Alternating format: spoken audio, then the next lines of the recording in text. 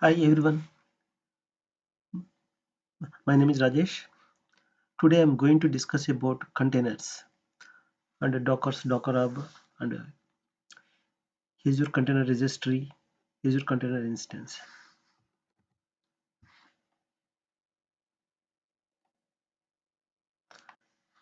This is the agenda. Uh, Today we will go through the basics of Docker and what is the benefits of a container, and we can go through Docker commands, what is the Docker image, and Docker registry, what are the Docker registries, how to run the containers in the local environment, how to run the containers in the Azure.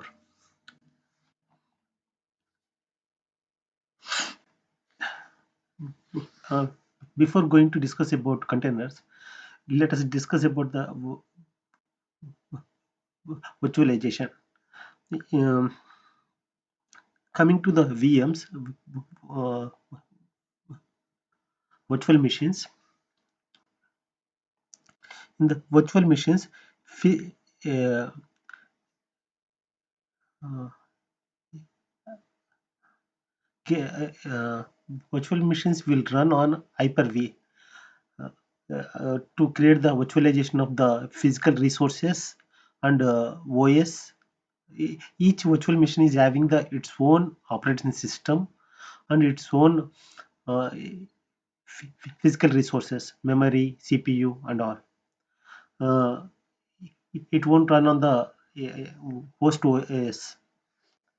Uh,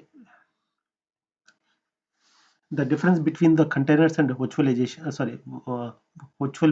machines. Virtual machines is a virtualization of complete machine, complete hardware and physical resources OS. But containers run directly on the host OS. It shares the memory, it shares the physical resources, and containers are highly, highly portable, and it contains everything, all the dependencies to run the uh, application or to run the image. We'll discuss about the what is image. If you see the diagram, in the virtual machine, we have the server infrastructure. In this on server infrastructure, memory, CPU, we have the host OS. On top of host OS, we have Hyper-V hypervisor. Uh, on hypervisor, uh, this physical infrastructure will be shared between the virtualize, and it will be shared between the different virtual machines. Each virtual machine is having its own host OS, and its own physical memory, physical resources, and CPU. And mm, on top of we have kernel, and on top of we have the application. If you see the right hand side diagram, on, on top of server infrastructure, host OS is there. On host OS, directly Docker engine will run. By using the Docker engine, our application images images will be downloaded from the registries, and we can run the images. Running images is nothing but the container. So each one, we if you observe, each application is sharing the physical resources, and each application is having its own file system in a network and all, but it is sharing the physical resources. It is sharing the physical resources of the host OS. Docker architecture. In the Docker architecture, we need to understand the few things. What is the Docker engine? What is the Docker host? Docker client? Docker server? REST APIs. If we see in the right hand side, we have the Docker engine. Uh, Actually, before we going to the Docker engine, Docker host, where Docker engine is running on the operation system, that is nothing but a Docker host. On Docker host, Docker engine is a consisting of mm, sorry consists of several components. Uh, Docker server, REST API, Docker client. What it will do, Docker client is a command line interface. It will send the request to the Docker server or Docker DOM. Docker DOM will send the request to the particular registry to get the image, and it will download the image. If that image doesn't exist in the local machine, then it will download the image to the Docker host. After that, a client will send the command through REST API. It will say it will run the image. The running image is nothing but a container. Docker engine is a uh, open source containerization technology for building the containerization applications.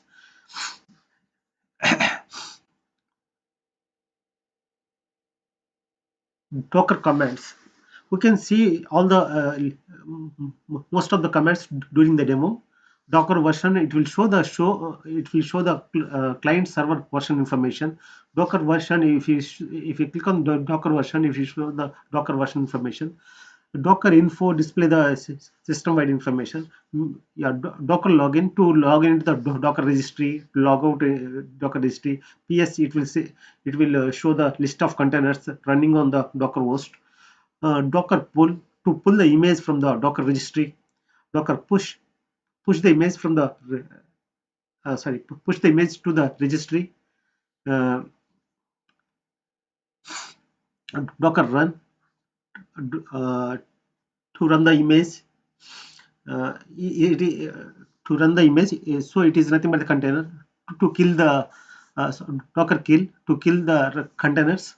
Docker start to start the container. Docker stop to stop the container. Docker stats, it will give the live stream of containers statistics. Docker rm, it will remove the container. Docker rmi, it means that Docker remove one or more images based on the uh, parameter we give. Docker tag is nothing but it will create the version on top of a existing image. uh, Docker execute is a run command on run command in uh, container, not on the Docker host. If you want to run the particular commands inside the container shell, we can use the Docker execute. Docker restart, we can restart the one or more containers. Docker rename to rename the containers. You can see all the uh, commands during the demo. Uh, Uses of Docker. Why we need the Docker? Docker is the most more popular op, uh, open source project for containerization.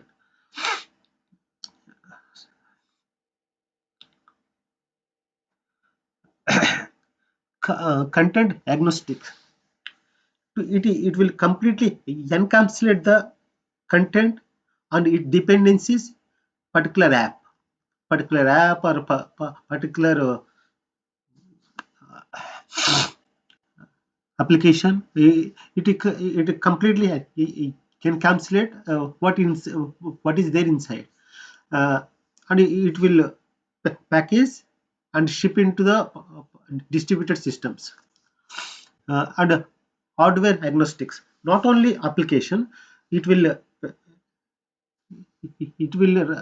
run consistently on any hardware.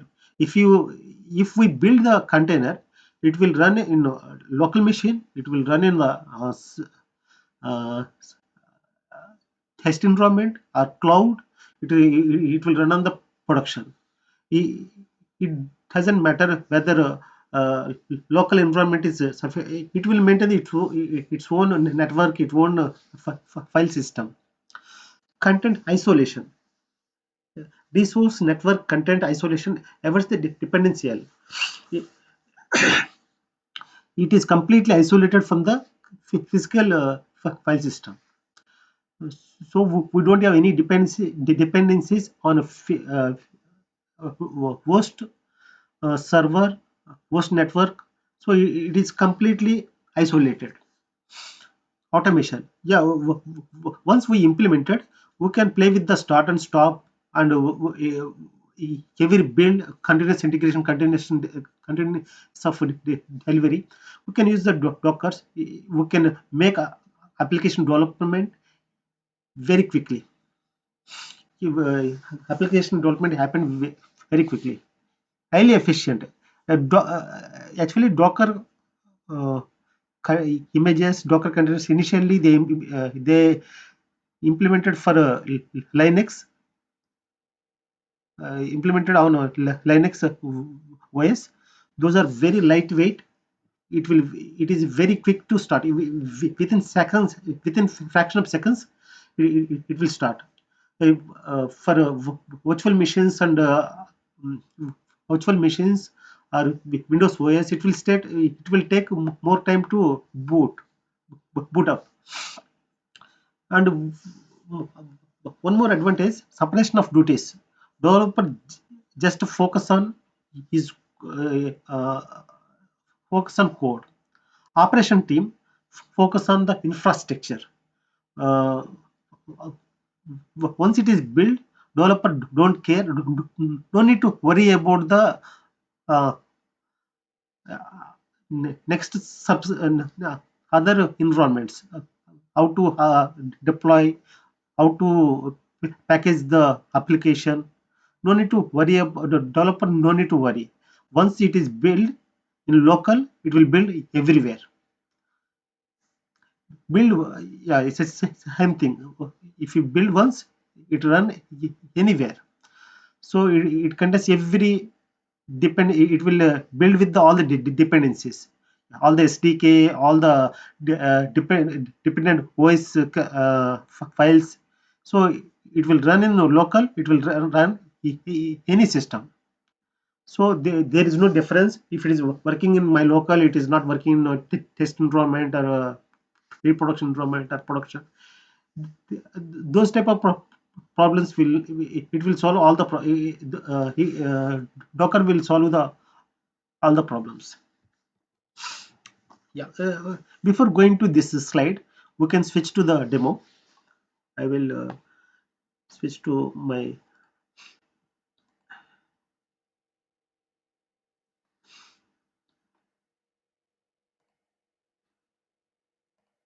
yeah, this is my virtual machine. Yeah. First of all, we can see how to install the Docker.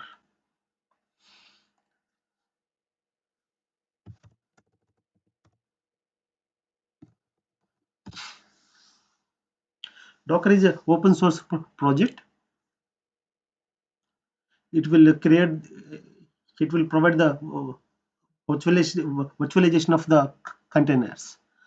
We can easily create the um, images, and we can easily run the containers. Yeah, Docker will support the macOS and Linux, Windows, Windows 10 onwards. For macOS and Windows, we need to install the Docker desktop. For Mac, we need to install the Docker desktop for Mac. For Windows, Docker desktop for Windows is a MSI. We can download and we can install. And it will support the all most of the Linux operating system, CentOS, Debian, Ubuntu, Fedora. There are some steps we can for each Linux OS. There are some steps we can go to the each each one, and we need to follow these steps to basically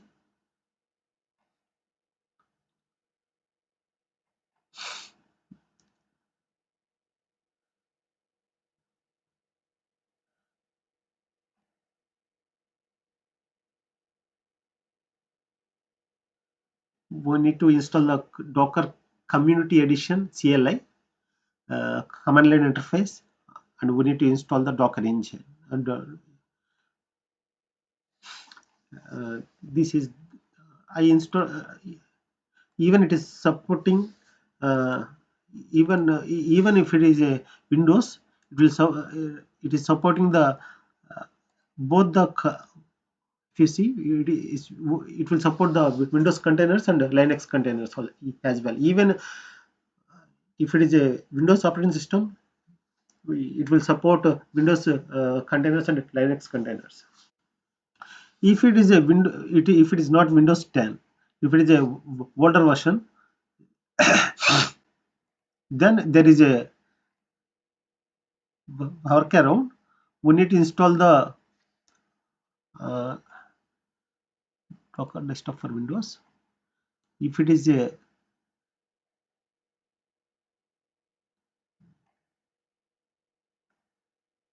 Docker toolbox, we need to install.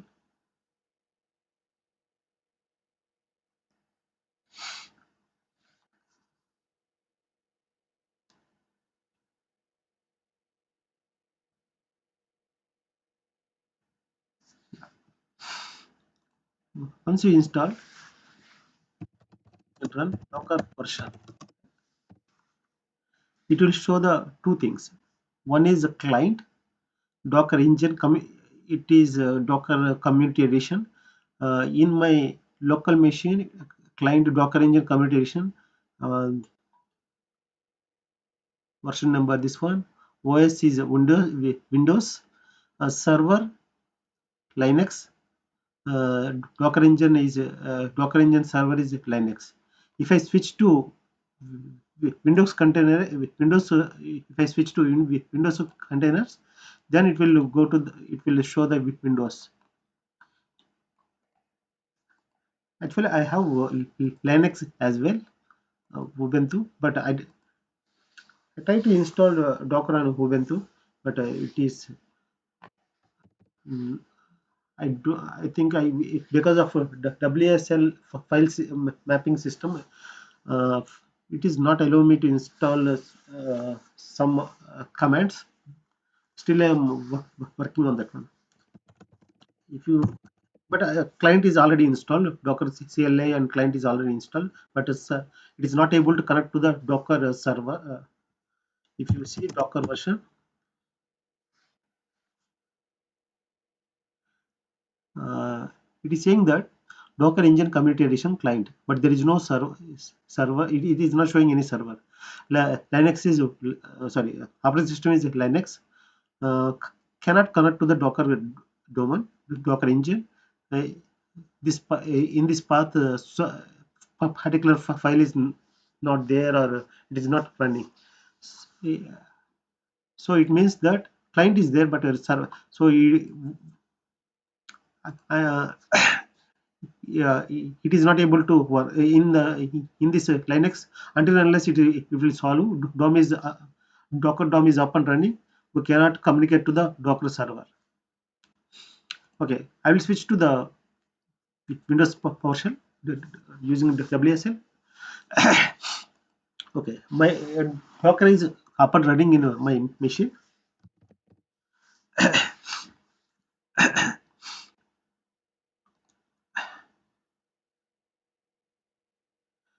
Next, I will run some commands. Docker login. Oh, sorry,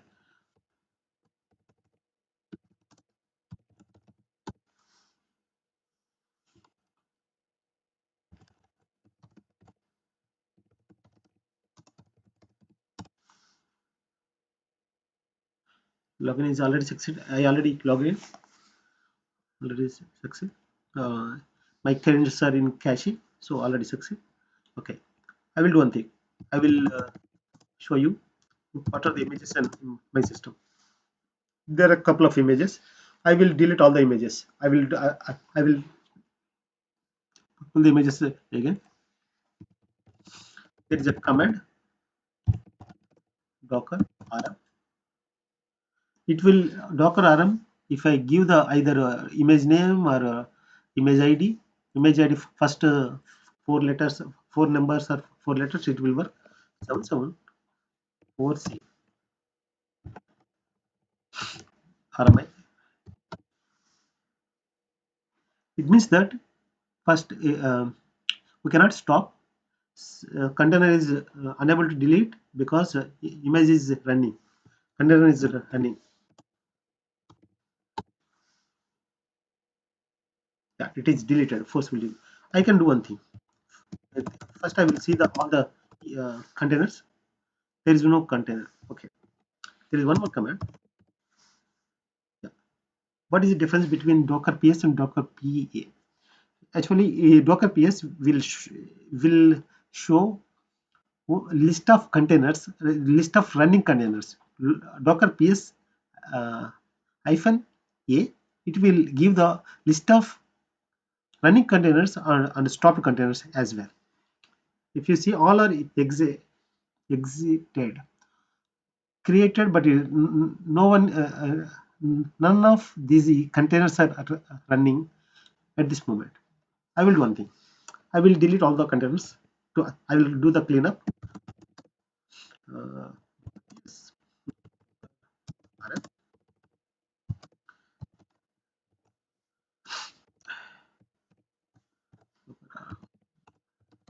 Docker, yes, minus AQ.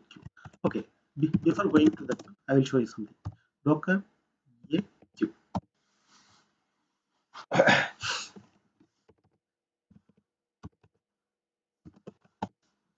Sorry, it is giving the only container ID. Then I will go to Docker. Yes, sorry, Docker dollar Docker. Yes, yes, let's create.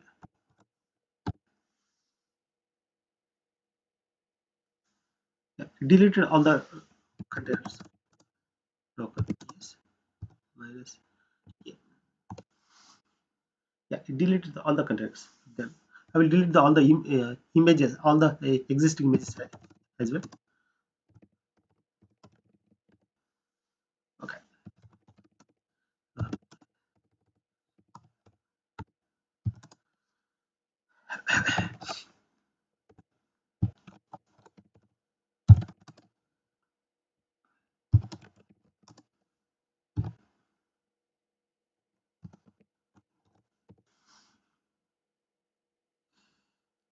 yeah.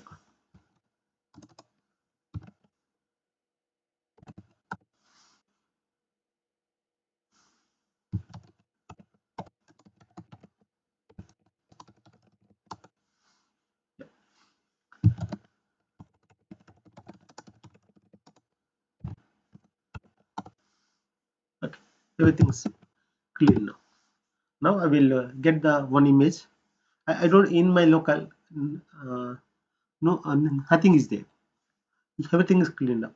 Now I will go to the uh, Docker CLI, Docker pull. Yeah, we can. Yeah, before going to uh, run command, I will go to the Docker up.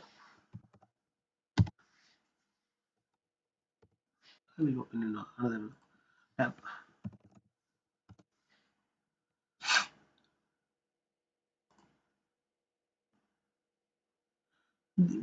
If you see in the Docker hub is nothing but this. Uh, it's a repository. It's a registry. It can we can store Dockers, so Docker images uh, in the registry. It's a registry for the Docker image, and it will maintain the public and private repositories as well. We can go through a Docker repository. What is the Docker hub? What is the Azure container registry in the coming slides. Uh, I will go to the NGINX.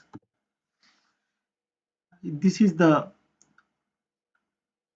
uh, official official Docker image uh, to maintain the proxy, load balancer, and a reverse proxy. So I download this image. The command is docker pull nginx. Yeah, if you see there is a tags. It contains the versions, and this is Linux image. This is the image built on Linux. Uh, if you see, latest tag, this is the latest version. These are the previous version. I am not specifying any tag, so it will give it will pull the latest version.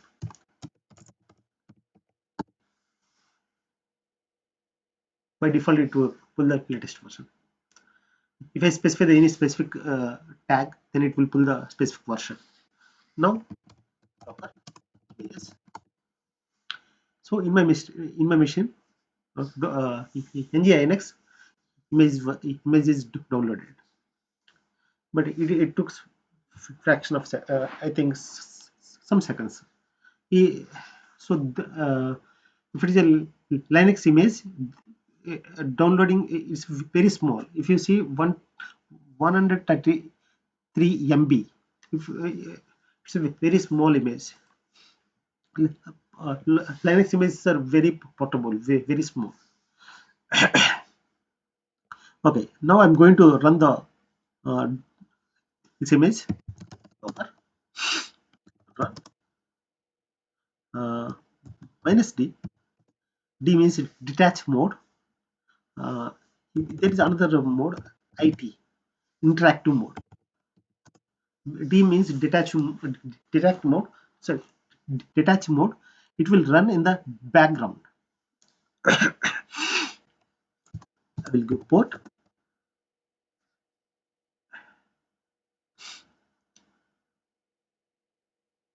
I will go port 380 ng nx.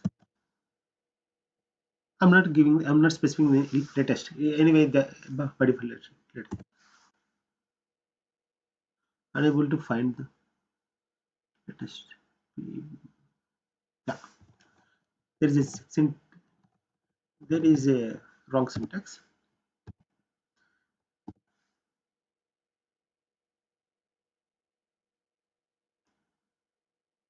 Yeah, it is started running. Yes.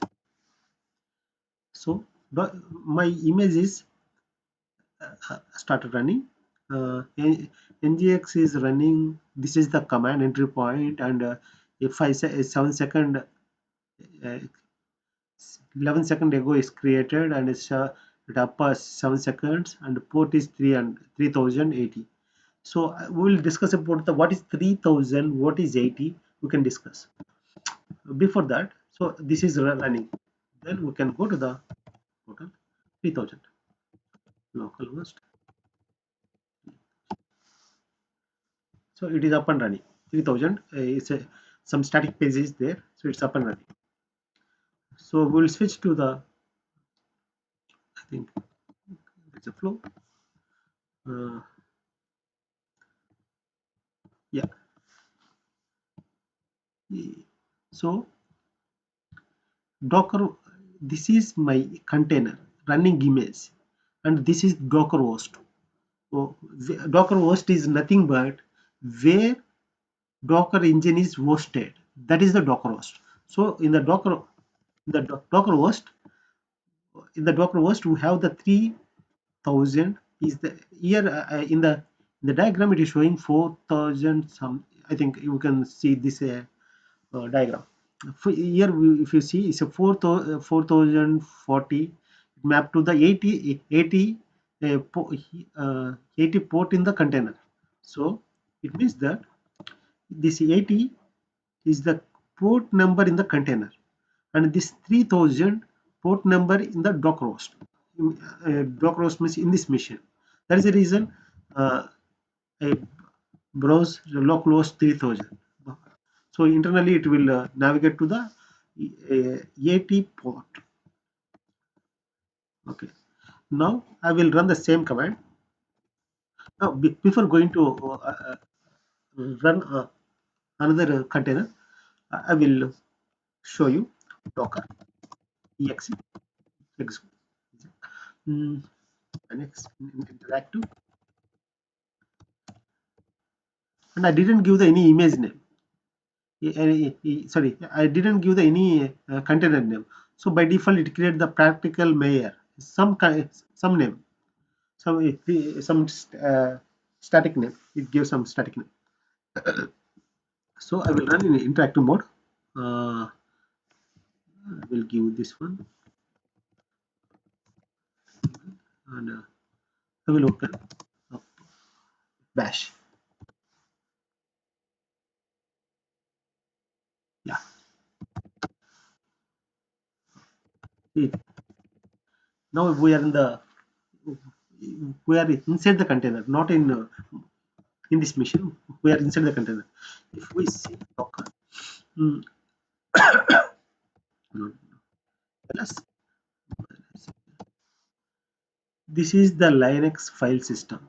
My system is Windows OS, and I don't have these file. I don't have these folders. So this is the content. This is inside the container. We have the uh, a specific file system inside the container. Bin, etc, lib, mount, mnt. There is a specific folders where temp, the worm. So these are specific folders. E- cd users slash, we are in Linux. Sure, sure, G,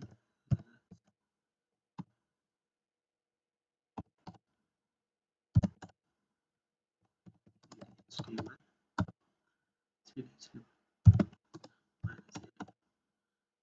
we have index page, cd cat, here index start.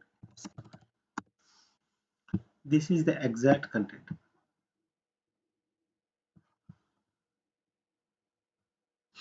Welcome to NGX. See you this page. So exactly this page is displaying static page.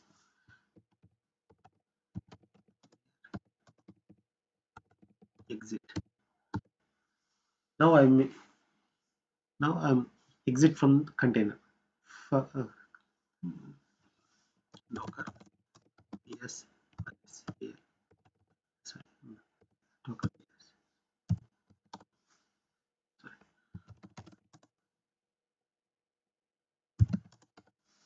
Yeah. Then so we have the one port running on 3000. It is mapped to the 80 port on container. Now I will open. Now I will create another container. Docker run. Now I will give the specific name.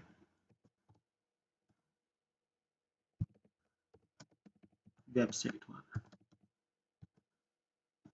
Now I will give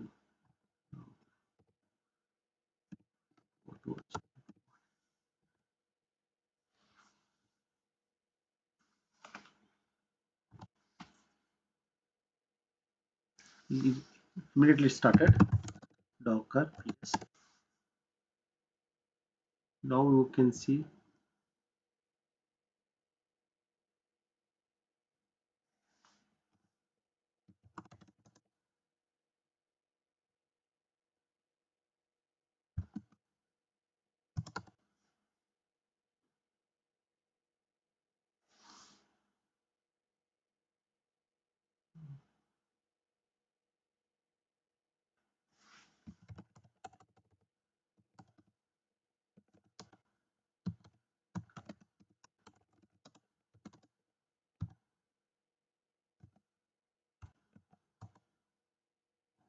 images are there.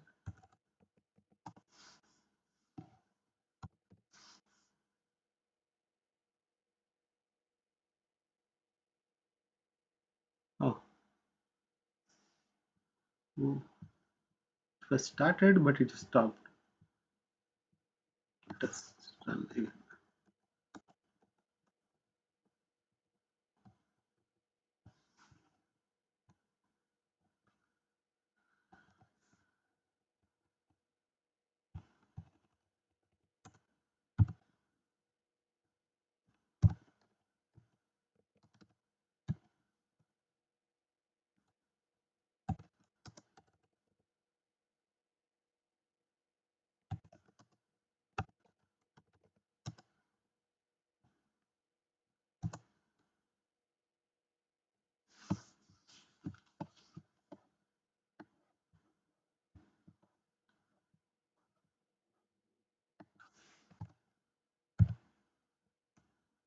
NSP 40, 40, 40, 40, 80.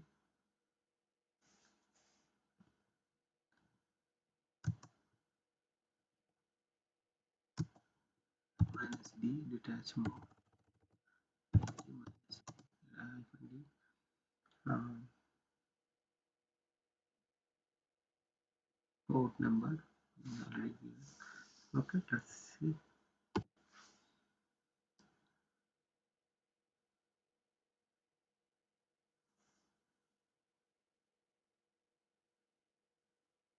Ah, I didn't give NG Linux.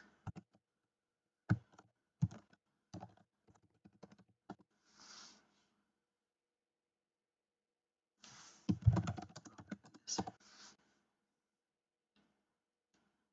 Yeah, it is up and running now. Now we'll try 40, 40.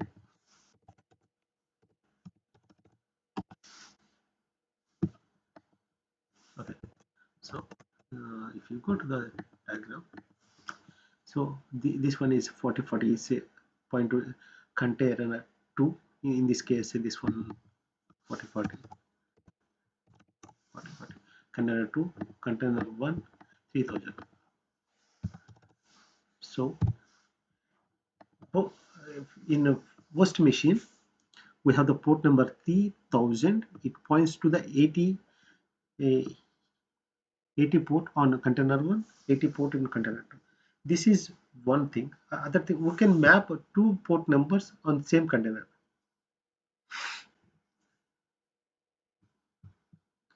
We can give that one just a moment.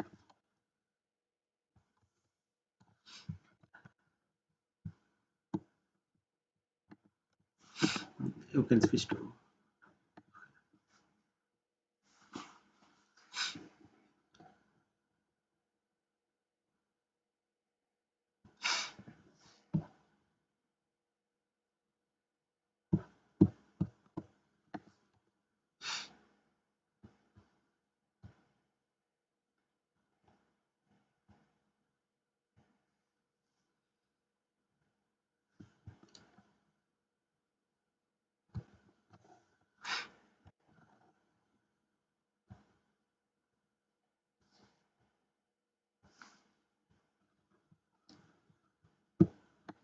Then we can create one more container.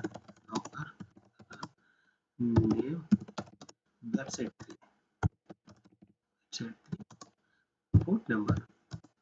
We can give 5000, 50, 5000, 80. We can define another port number mapping. We can define the another port mapping. Port 6000, 6000, 80.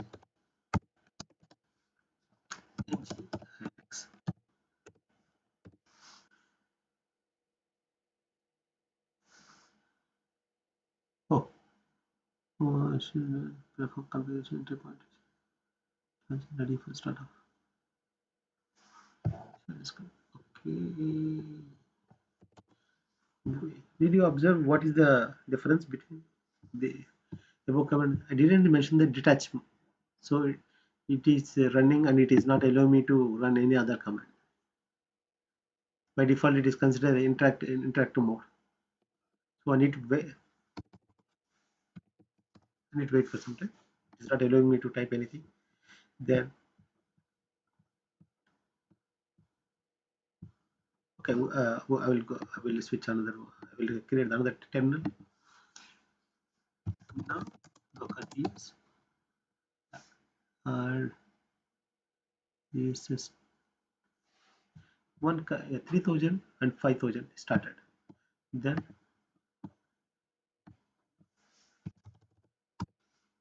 3000.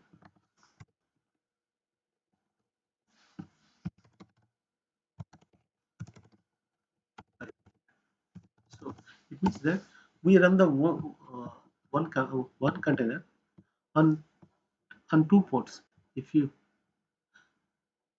on I think six other one is not started Docker. Yes.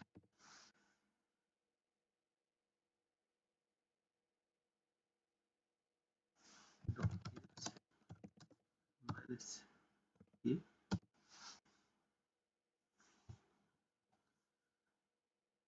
I think it's a little bit clumsy. I will format this one. Docker. I will define the one format.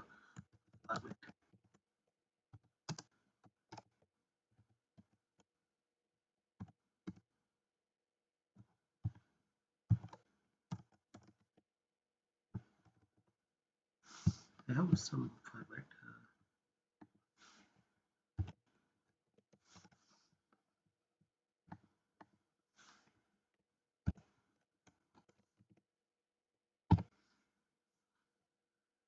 Dollar format. Okay. Yes. Hyphen format equal to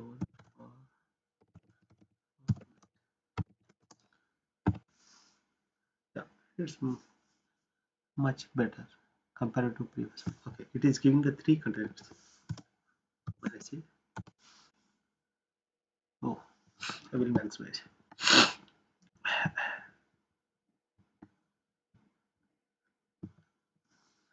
The 5000 40 website 2 website 3. Okay, I think it is not completed yet. One command one 6000 is not see, completed. I will control X. I will change the port numbers again. 7000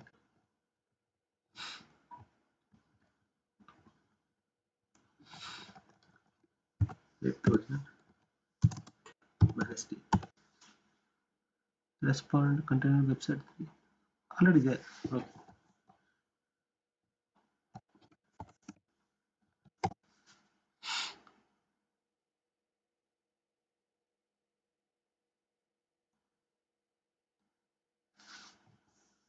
Why?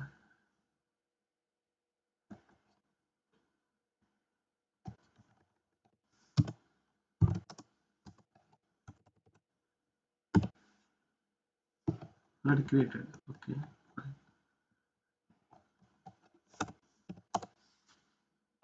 Yeah, fine.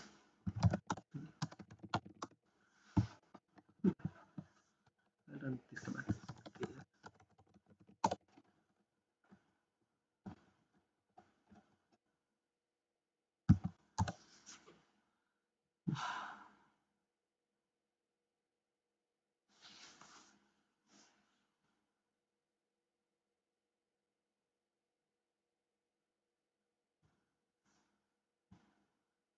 Exited.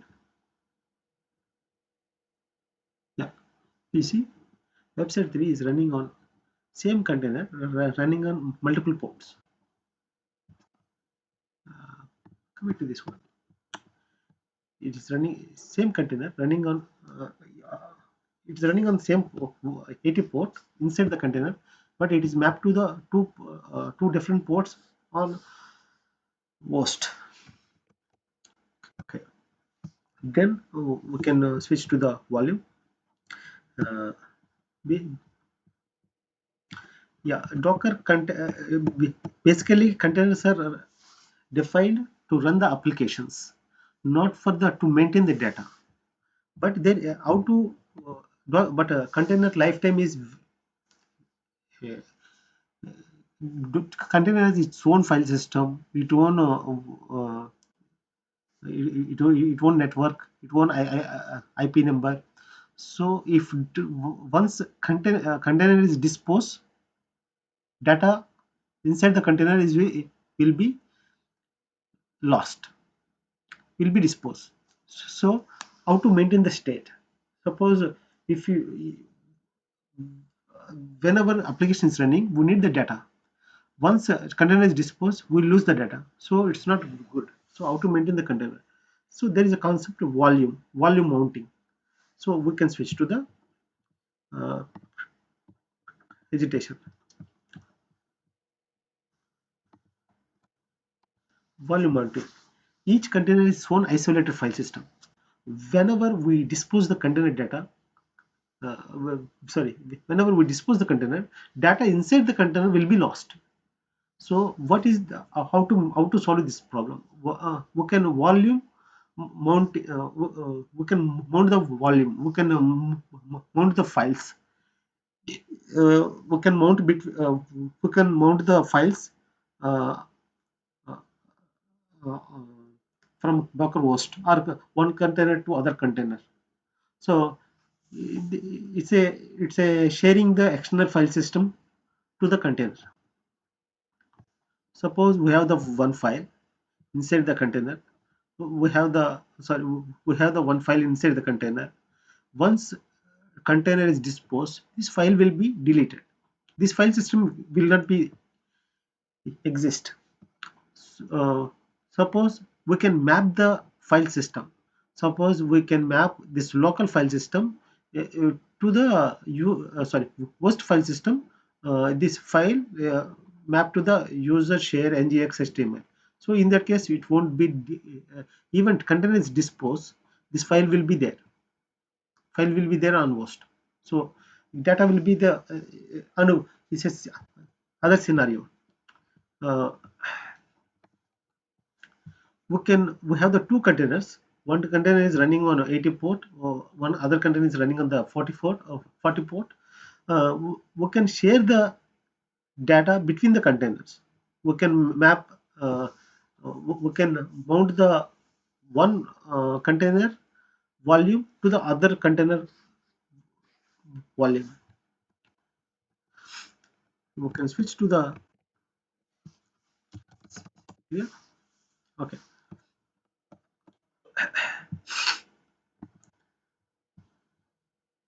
Uh, Docker PS. We we have one, two, three, um, four containers. I will go to the Docker exe, Docker interactive mode,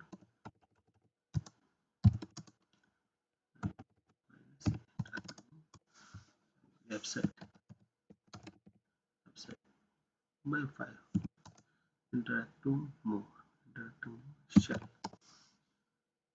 Yeah. Then see.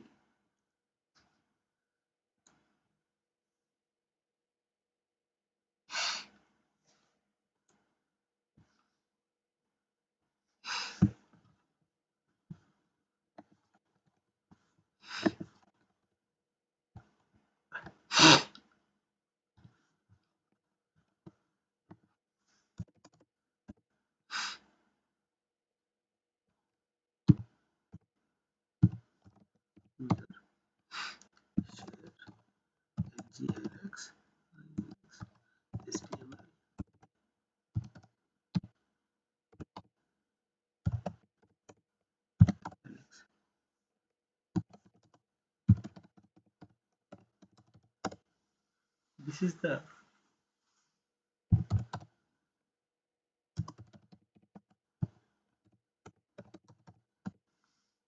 thing. Linux command is not working. Okay. This is the file. Then this is the file location. User share nginx. I can map the volume from the uh, Docker host from host to file say location. I can mount the volume uh, from host to container. How you can map it? How you can map exit from the container? Docker run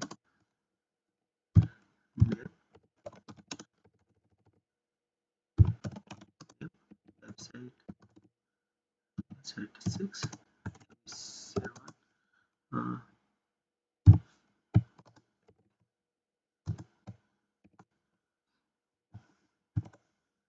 pwd. Pwd is nothing but the present working directory. You see present pwd present working directory. Then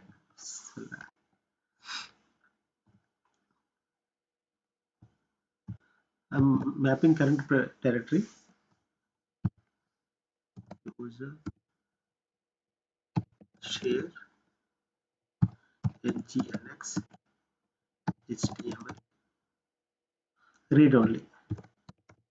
So a container it is read only file, a read only folder in the in the container. If it didn't specify anything, it will support both read and write. I'm specifying read only. Detach mode ISP port number. It is I am giving 8080 inside the container 80 port nginx. Yeah, it is not taking because of Docker doesn't like this command because PW it is not accepting dollar. Uh, Actually, WSL will support will provide the some file system mapping to the Linux system. If I show you WSL. This is the Docker Ubuntu. I installed the Ubuntu Linux machine in my Windows machine. Ubuntu. This is the WSL Windows Subsystem Linux. Windows Subsystem for Linux will provide the some file system for specific isolated file system for the Ubuntu and Docker desktop. I pro Actually I can use this file system for sharing, but I don't know it will accept or not. I'm not sure. I will try. Uh,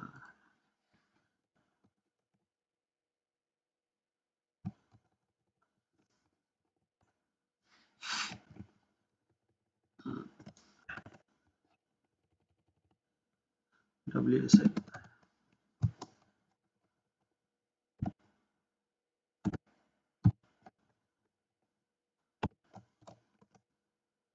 WSL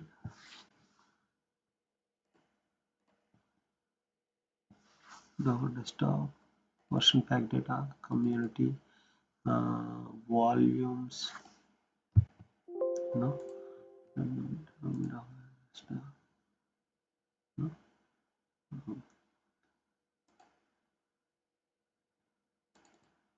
no version pack community no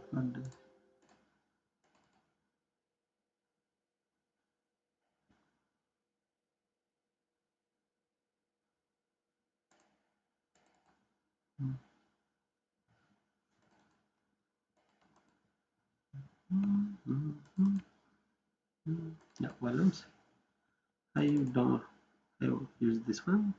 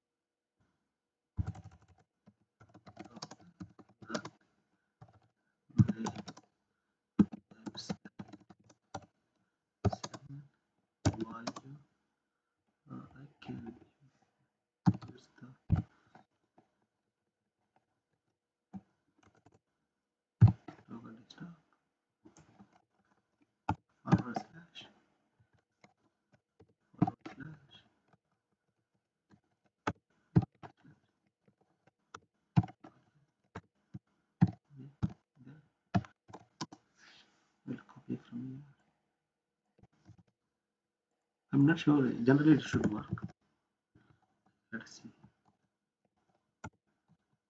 It means that we are mapping the host file system to the we are mounting the volume of the host file system to the container uh, file system. Yeah, it mapped. So I can go to the okay. Docker. Yes, I will use the command docker format, yeah, file. Yes, format,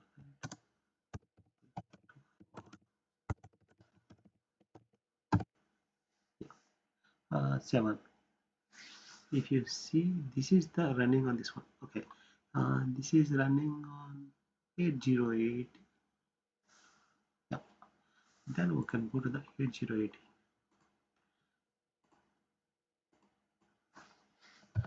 808 forbidden.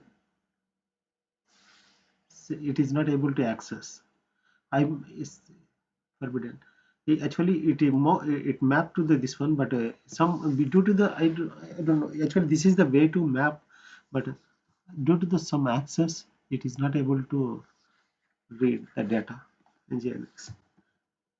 Let us try one more time. Uh, the volume website index is there. Just same website. Azure tag this. Fine. This is small HTML tag. Uh, it properly mapped. Okay. Instead of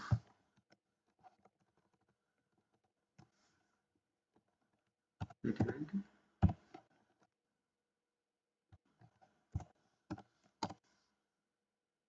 Yeah, perfect. 1890 up and running.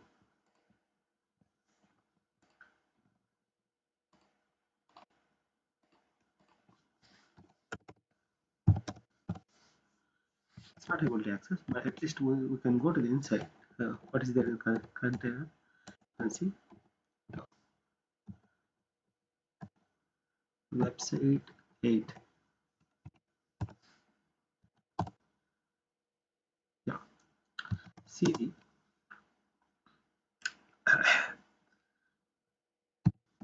user share ngx html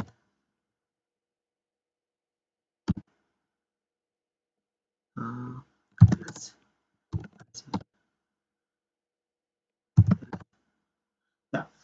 Problem is it mapped with the this one, but it is not able to read this data.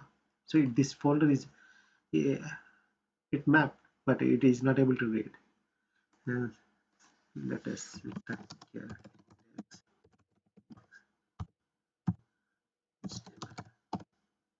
Yeah, no such directories. So it is actually there is some problem with the mapping with mapping of Windows subsystem Linux Windows subsystem for Linux file system with the Linux. There is some issue with the access, but this is the way to the mapping host file system. I think I need to exit.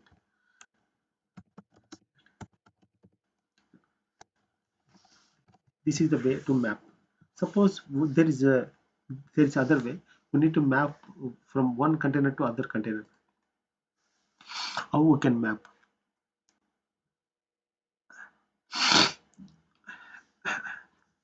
There is a one more command. No,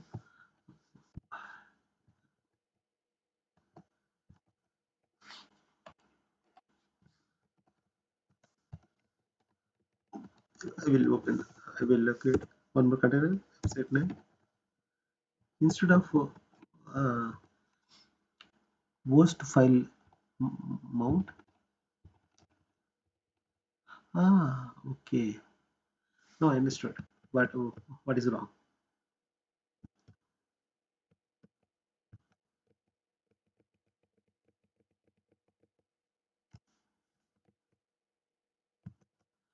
Yeah, there is a slash.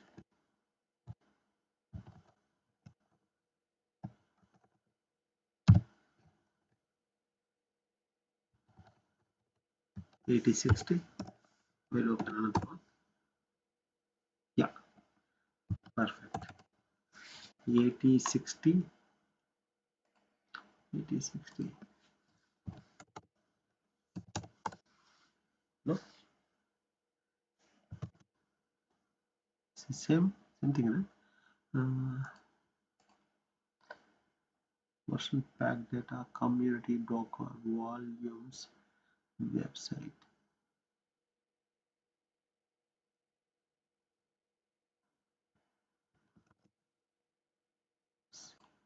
Something with this structure.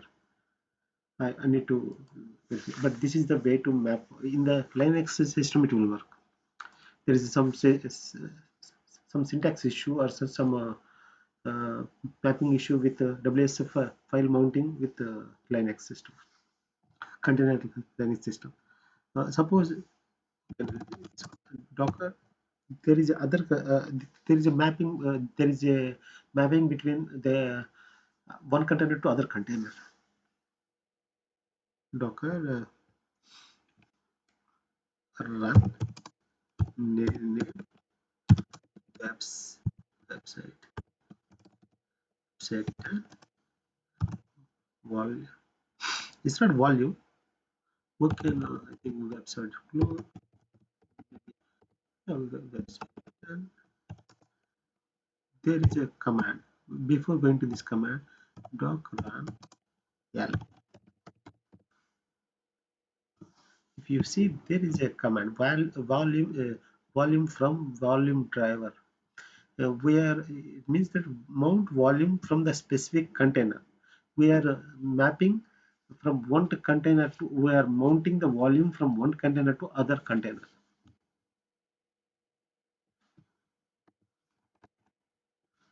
Okay. Name website 11 volumes, sorry, volumes from website 1, website 1. Detach mode.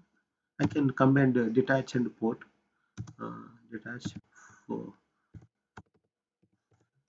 5 and 580 nginx.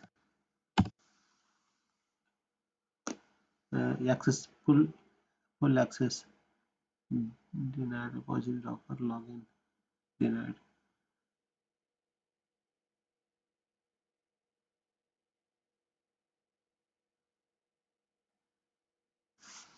Access one full access denied. So website 1.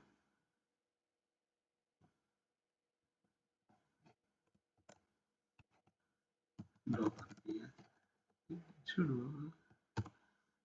Website 1 is not there. Website, I think there is no website 1. I think we can see, we can give website 2.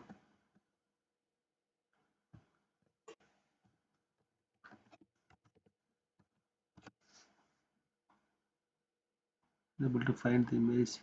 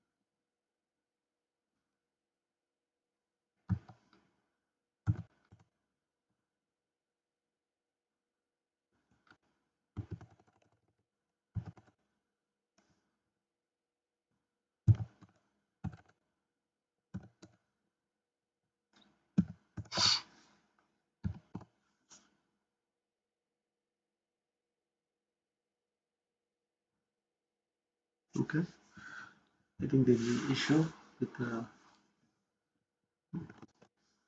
we'll switch to other thing.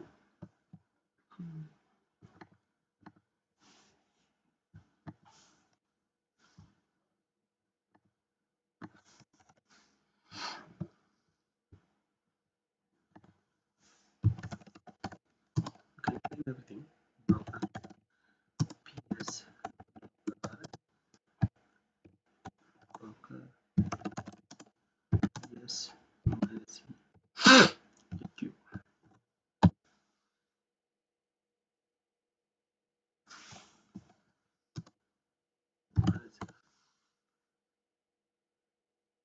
Yeah, delete everything. Disposed. Docker, yes. Yeah. Okay. Then I can download the Redis cache image. You can go to the Docker app. In the Docker app, we have the images. We we tested this one. We can go to the Redis cache.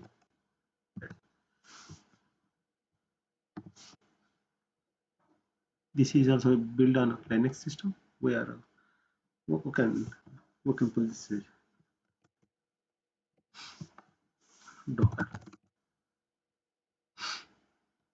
images. Okay, I'm not pulling the image. I'm directly running the image. It will Docker run dash minus p 6379 6379 port local port name is one image Redis test by default.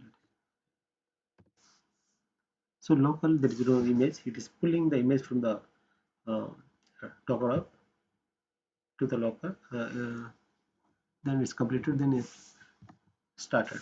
Docker yes. What it what it does, it, it pull the image. It verified image exists or not in local. Image doesn't exist. Then it pull the image from the up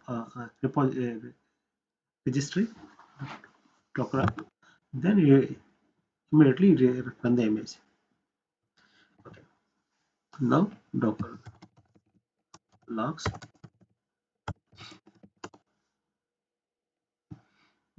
Yeah, Docker logs. It will take another parameter. Redis. Yeah, these are the logs.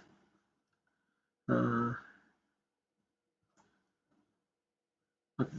Then Docker images. I downloaded the Redis cache. Uh, Redis images downloaded. Then I will go to the interactive mode. So, uh, interactive mode. Redis one. Redis one. Bash. Yeah. Then in the now I'm in the Redis container. Uh, Opening the Redis CLI. In my local, I don't have the Redis CLI. In a container, we have the Redis CLI. I'm running the Redis CLI. My then it is giving the IP number, local IP number 6379. So Redis is container is running on 6379. This is inside the container.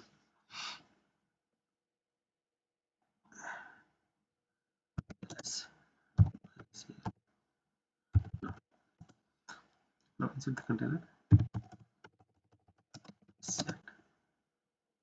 I'm setting some value.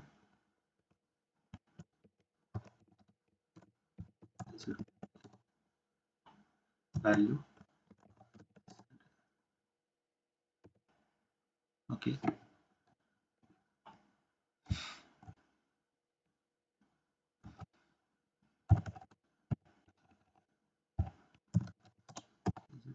Sunday.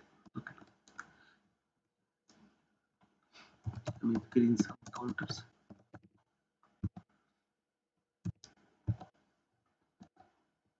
It is increasing. Okay. Then so 3. Okay. Exit.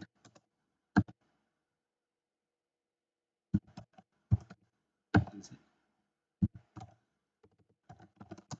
Docker. Yes. So Redis one is running. Now I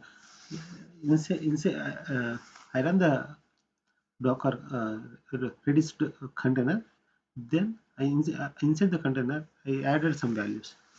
Now I will run another container Redis 2.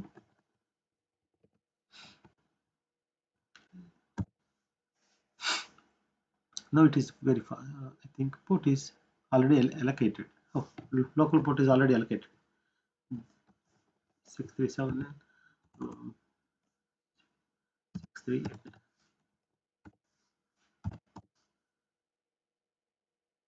You have to rename that container is able to reuse the name. This two. Okay, Docker. Yes. Okay, Docker PSA. Okay, I got the error, but Docker is created. Sorry, container is created, but it's stopped. It's not running. Now I am removing this container. 62B.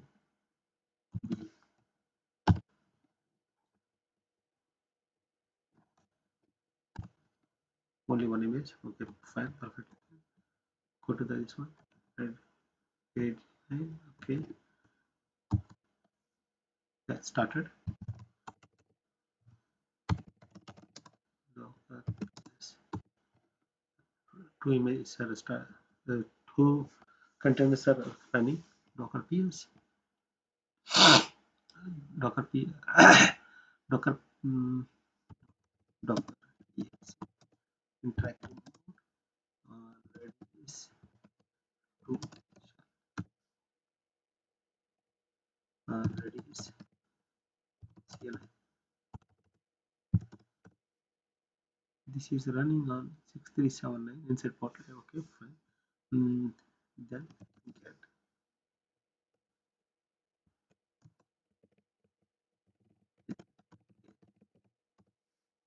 see. This is I first I created one container. I added some values, uh, some key values inside the Redis one. Now I created another container for Redis. I try to get the value, but those values are doesn't exist. Now I will exit from this container. I will run the same command uh, inside the Redis one. Okay. Uh, CLI.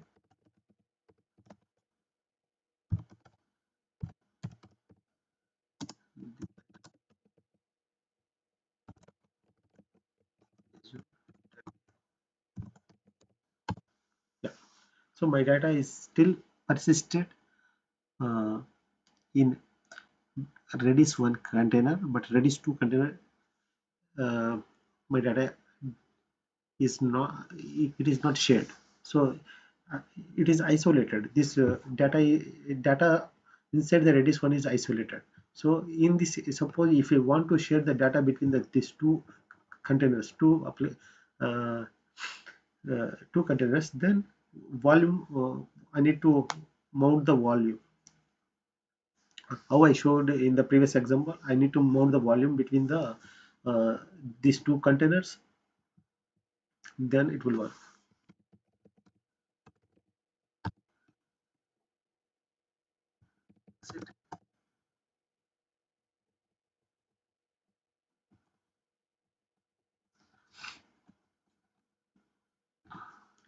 I'm creating another registry.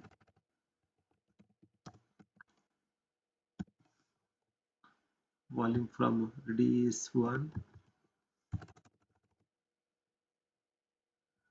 Redis 1,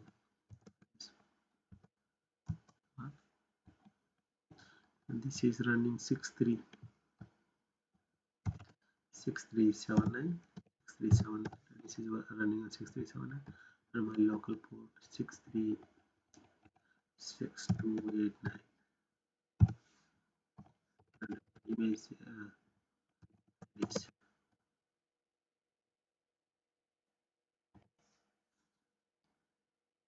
unable to find the Redis 1 latest.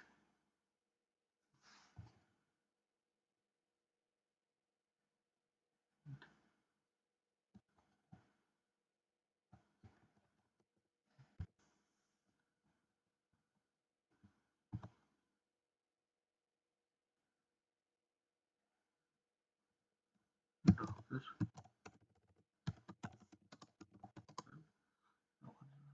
Uh,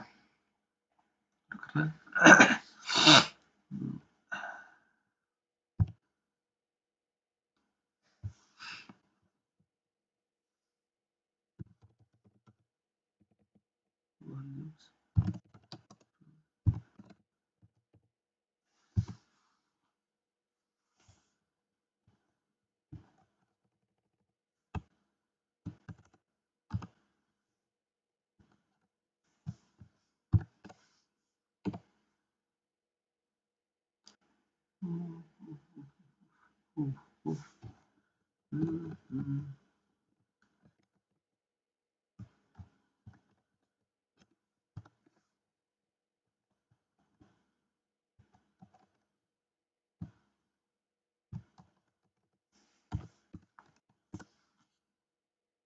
Yeah, great. Then I will go to inside Redis 4. Uh, yeah, Redis 4. So it means that it means that I'm mounting the Redis 1 container volume with Redis 4 container volume. So whatever I added the values, key values in Redis 1 container, I can retrieve from inside the Redis 4. Redis 4 shell. Okay, Redis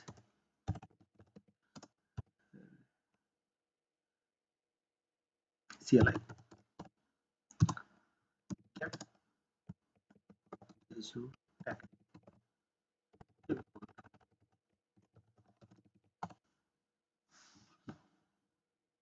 Maybe spelling mistake. Counter editor count. Yeah, there is a small corner. Okay.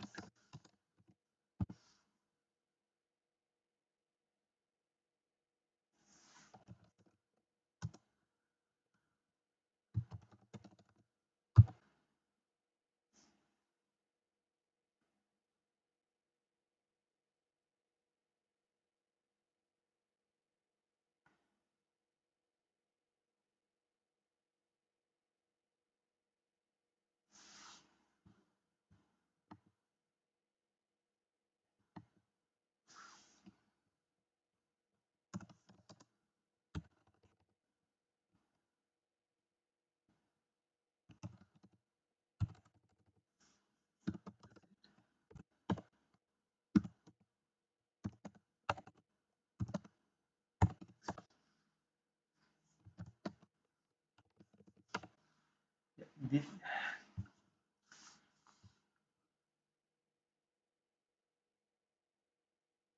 they, I think this approach won't work for Redis. We can link the containers. I think it is not working. We can link the containers. We can link the uh, volumes. Interactive RM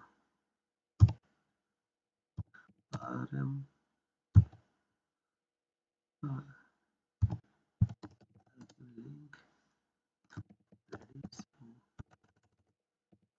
is one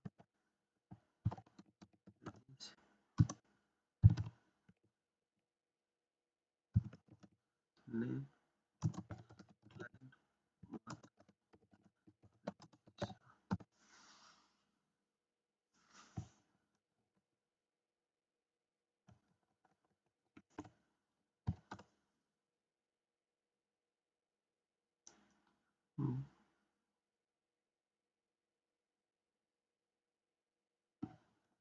mm, mm,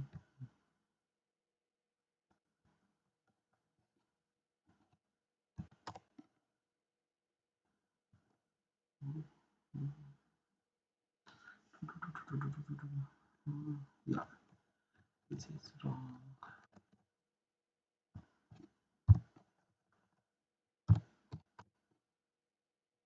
No,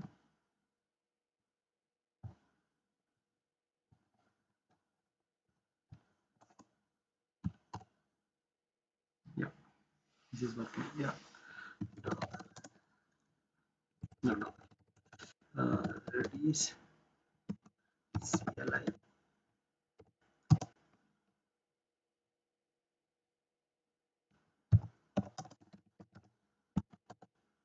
Yeah, get. Yeah, it's working. So it means that we are linking the Redis one container with the Redis. Sorry, new container with name client one. So whatever data inside the Redis one container, it mapped with the it mount with the client one. So yeah, counter, yeah, three. It's working. So you can go to the presentation. It means that what we understood, file system inside the container is isolated. Once container is disposed, data inside the container will be disposed, will be lost. So to keep the data uh, to be permanent, or to keep the data persistent even container is disposed, there are two ways. One is mount the host file uh, for file mounting from host to container, or the other second way, we need to link or mount the other container files with the this another container uh, files. There are two ways we can keep the data. So actually, whenever we are using the other image, any other image, suppose if we are building our own image, I think this is not required. We have our own data in our in our container. Yeah, Docker image workflow. What is Docker image? We already see the Docker engine, Docker host. What is the Docker image? Docker file. Docker image, we saw that Docker image is a standard unit of shippable software. Is a application content with all its dependencies. What is the Docker file? Docker file is a plain text file with a set of instructions how our container image should be. So we can write the set of instructions uh, to build the image. So in the generally on host OS we have the Docker engine.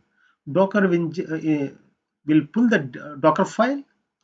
It will get the Docker file, and it will get the Docker file, and it will build the Docker image, and it will generate the Docker image by using some commands. Docker build -t.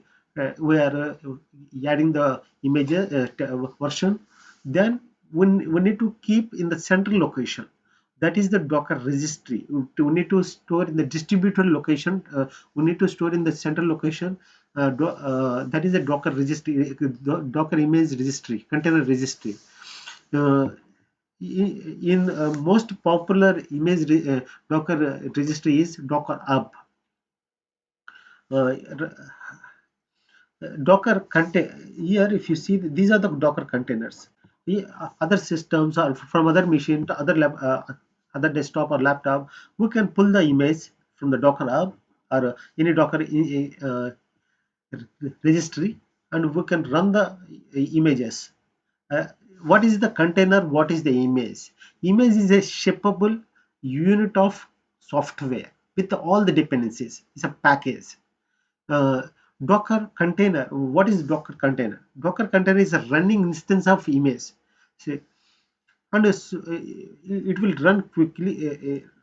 It will run quickly and reliable from the one computer environment to the other computer environment. If it is runs in one computer environment, it will run in every it will run in any computer in any environment.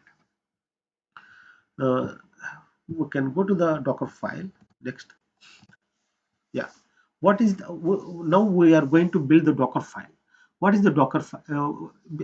Before going to build the Docker file, we need to understand the what is the structure, what are the keywords we are using inside to build the Docker file. Docker file, Docker file needs the base image. Actually, we are not.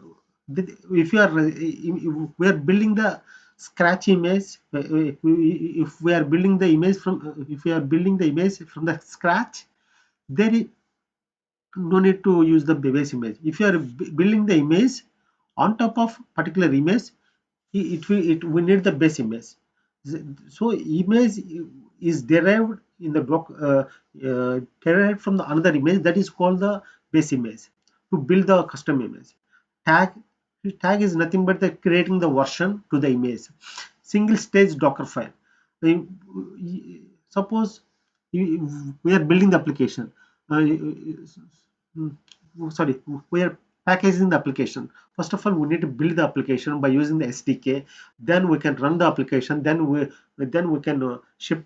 We can package the runtime with executables. That is stage two. So we can write multiple stages. We can add the we can download all the packages. That is one stage. Build the application, second stage, and run the application, third stage. If you want to expose the some environment variables or port numbers, that is another stage. You can write any n number of stages, multi stages or single stage. This is single stage Docker file. Well, in the okay, in this example, what it is doing, this is the base image. MCR Microsoft.com.NET Core SDK. This is the Microsoft.NET SDK image. It is downloading from the, it is available in the Docker hub. It will download from the Docker hub, and this stage name is build stage, and working directory. And I think we will switch to virtual machine again. If you go to the documentation, Docker hub, documentation, Docker file, Docker file. Yeah, Docker file references.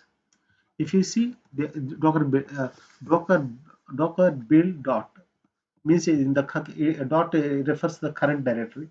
Uh, F is a file. Okay, how to build? There are some commands. Run command, and from image. If you are building the image, custom image, if you are writing the Docker file to build the custom image on top of on top of existing image, we need to take the existing image from image name. So we are using the from keyword. In that case, there are some keywords: from, run, and copy, and entry point, and add, expose.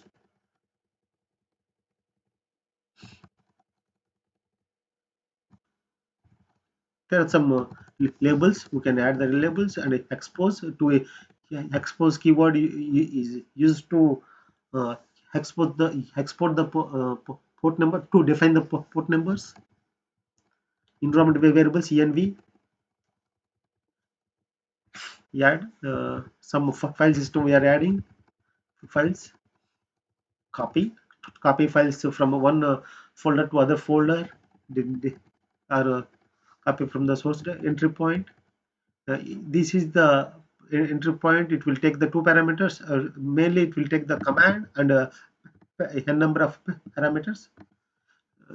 to run the command interactive mode, it will open. Mm, there is specific lot of vocabulary in the document. We can see that. We will switch to the presentation again.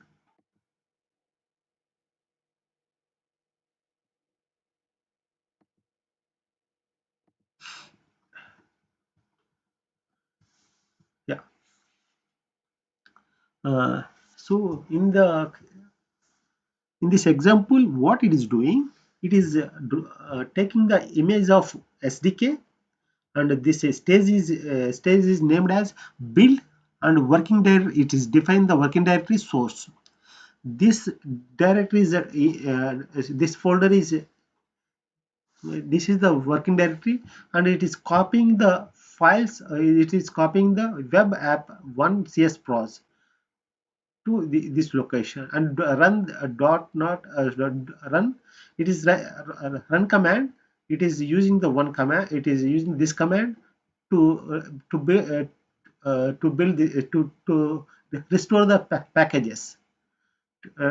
It is running this command. Then what is doing, copy all the files what are after down after restoring the packages, the NuGet packages, it will copy all the packages from the source directory to in the so uh, current directory to the source directory, working directory. Now we are changing the working directory to source dot. Now uh, what is another command, run .NET build. It will run is used to run the commands, run .NET build. It will trigger the .NET build for this project, the web app CS project, and release mode. It's a kind of run, means run the command in the command mode, and release configuration, and output directory is app build. This is one stage, it's single stage document. In this stage, we are just building the application. This is multi-stage Docker file. In this Docker file, we are building the we are building the this is the base image. After that, we are taking the build image SDK.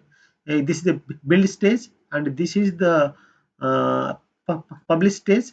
If you observe, we are taking the from build. Whatever we are building on the this image, this is the one layer, and it is building another layer. So it is following the layer architecture, layer by layer. This is one layer, this is one layer, this is one layer.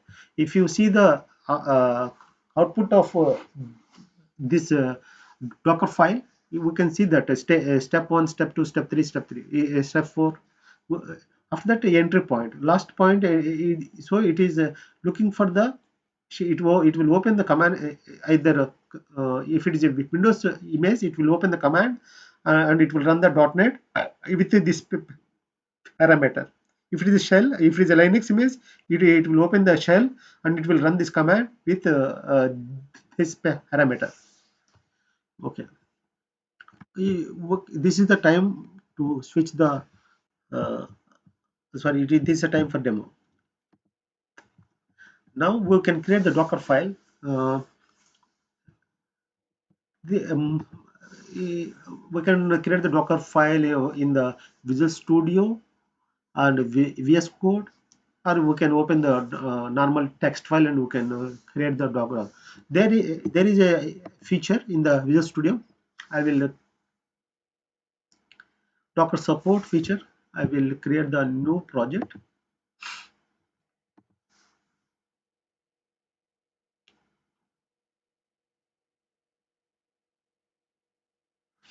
Uh, I'm opening the Blazor app. Next, no, I will open a Linux web app. Web app. SP.NET Core web app. Next, uh, containers. Today's select web app. Okay, next create. I'm taking web app HTTPS Docker support, enable Docker support Linux. I'm using the Linux container. Okay, enable Docker. Okay, create.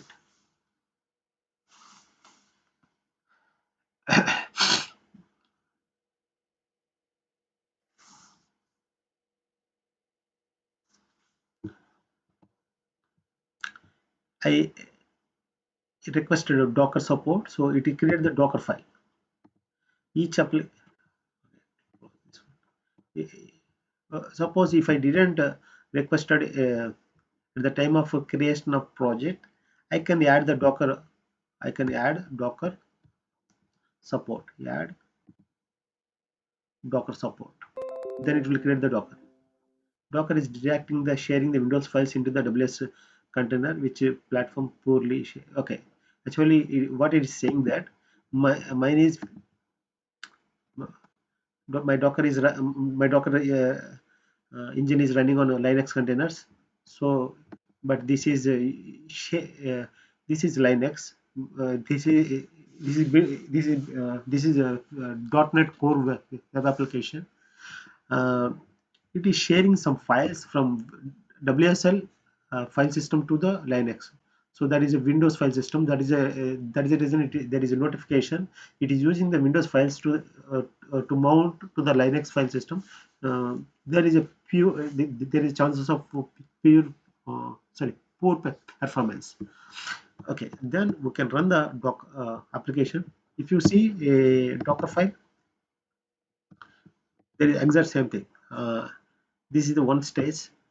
In this stage we are just taking the we are defining the ports, and we are defining the working directory. We are taking the ASP.NET core application.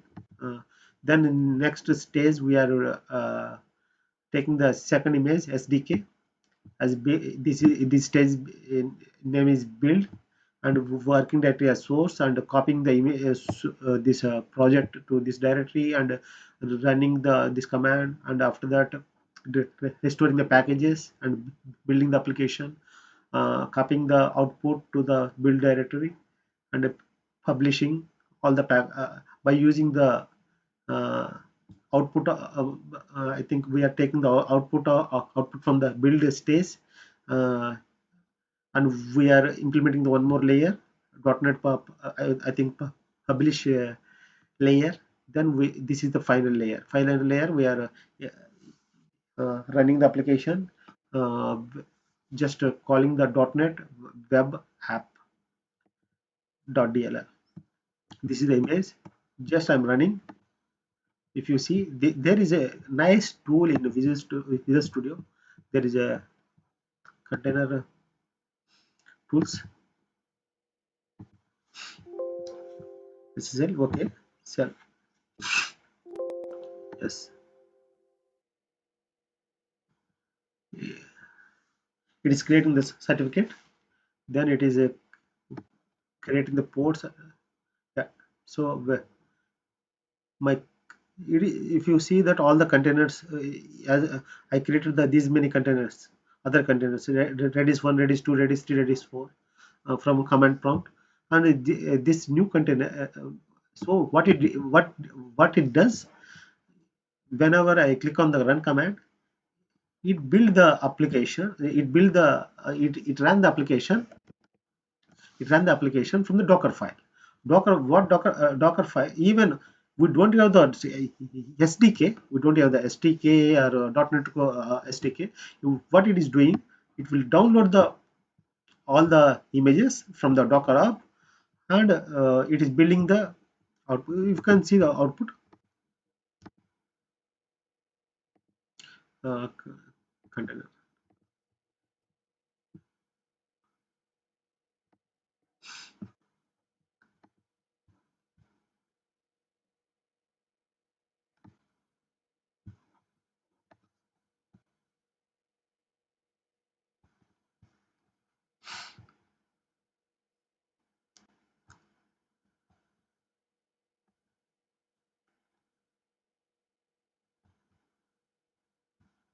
See it, what it is doing.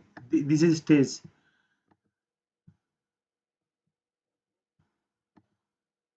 Docker file, metadata from core.asp.NET Core,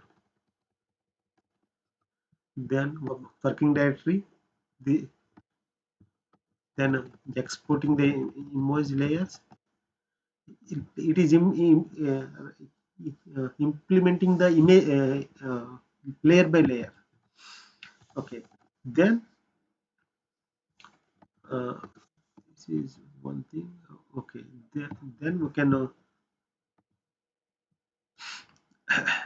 then we can go to the CLI Docker. Yes, we have one more. Actually, these Redis caches are our images as our containers. There is one more container, web app. Web app. This is the container created by the Visual Studio by using this Docker file. We can see the what is the image. Docker image. There is one more. It downloaded the core ASP.NET. That is this one. Core ASP.NET Slim. This is the base image. Slim. It downloaded. So it is 133 MB, and after that it build the two one image. On top of this image, it download the it build the another image, that is web app 20 MB. We can go to this image Docker ex execute interactive mode web app. I think this is Linux shell. No. Uh, what is it? Web app. Oh, this is not container. Oh, this is the container image. This is a capital web app.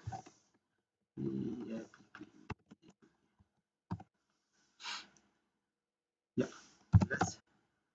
This is in this app. This is a file system. ls minus this is a file system. We have the Docker file, pages, program.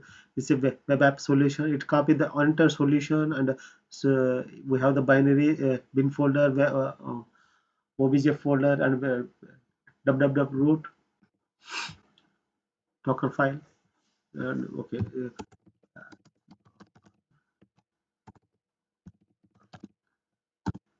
so exact same thing. It's copied everything in the first step to copy all the files. So this is exact same thing. Is a it copy the file Docker files. This is exact.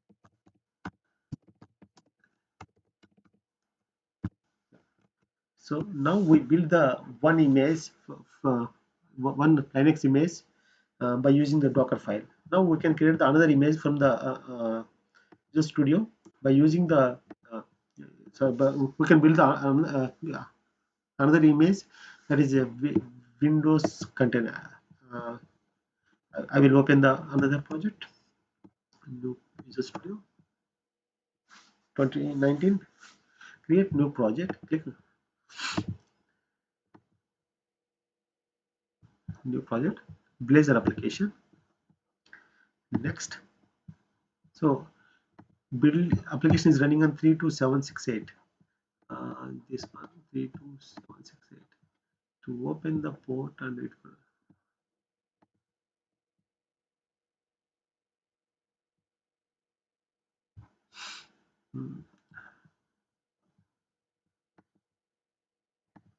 Okay, this is Blazor app.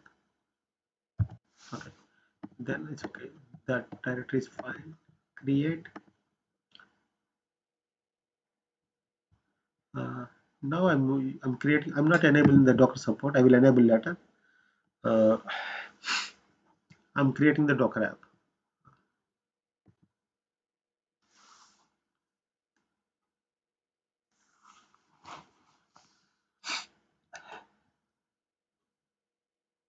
Okay, so there is no Docker file, just the Blazor app. So it is running on IIS Express, just Blazor app. I will build the application uh, run in IIS Express. See, it is using the Razor engine. It is running on a 44383.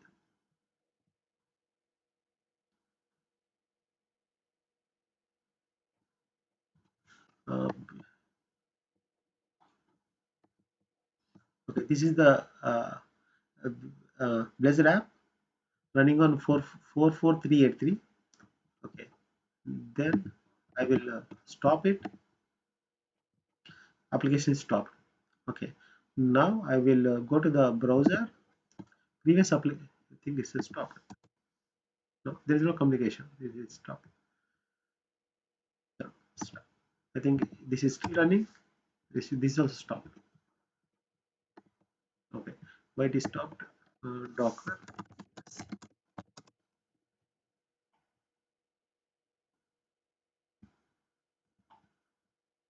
Uh, 3270. Docker. Yes.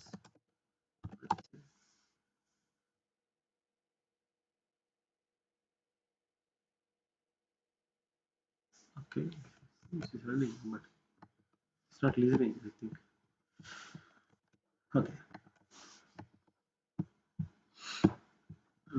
Now I will go to the Blazor, right click, go to the add and add Docker support. It is asking Linux or Windows. I am choosing Windows. I'm going to build one Windows container. Windows for this app. Okay, it is added one Docker file. Docker ignore. It is ignoring all the files. It is ignores, and it is create the Docker file. It is giving suggestion. Your Docker server host is configured for Linux. This is my Docker engine is running on configured for the Linux. So it is asking to switch the Windows Linux to build this application. Okay, I'm switching. I'm click on yes. It is a restart. It will switch to Windows container and it will restart. Switching to restart.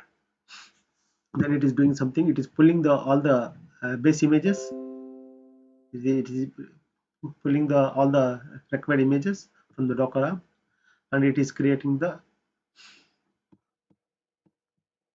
new image by using the Docker file. This is the Docker. By using this Docker file, it is creating the new image. Uh, Build.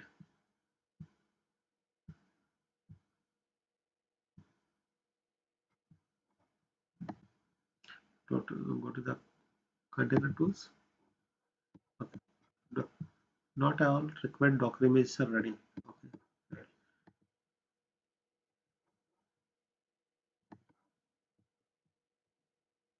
It is doing all the steps. Step 1 by 6, 2 by 6, all the six steps it is going to perform. After that, it is doing the some detect. It is running the one app, running the data detect to sorry detach detach detach mode. It is asking the certificate. Yeah, okay, and it is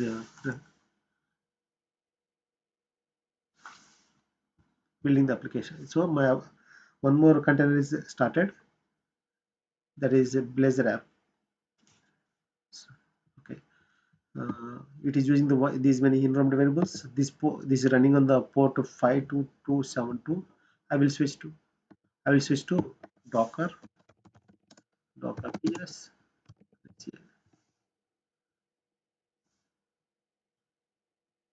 Okay, the Docker PS. Now earlier we have the so many images, but it is not showing now. It is showing only one image.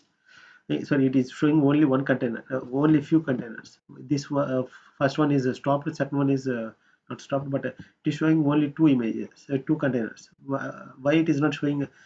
Because these are the Windows containers. The earlier we have the Linux Linux Docker engine. Now it is switched to Windows. Uh, uh, it is it was switched to Docker, another Docker engine which is supported to the engine, Windows containers. So we are seeing only Windows containers. So it is, this is the application running now.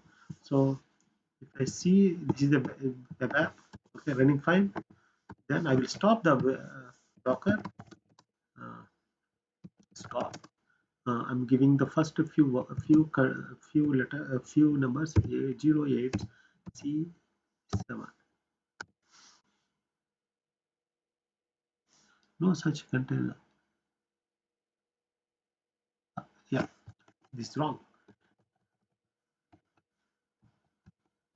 Stop.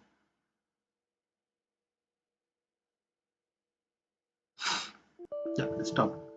Network connection. Right. Okay. Container is stopped. So it is not running now. It's failed. Anyway, so I will start again.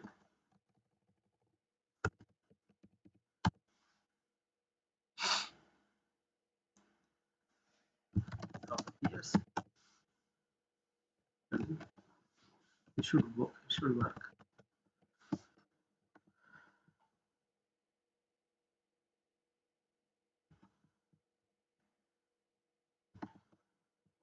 Mm.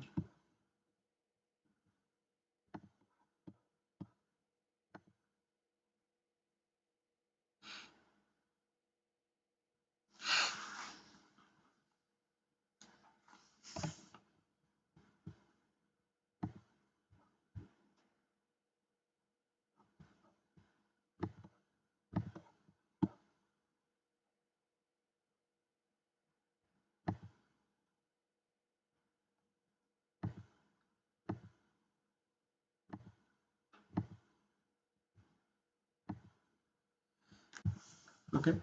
Uh, okay. Now we can publish this container into the this container.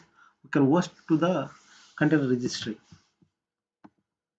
Before that, we can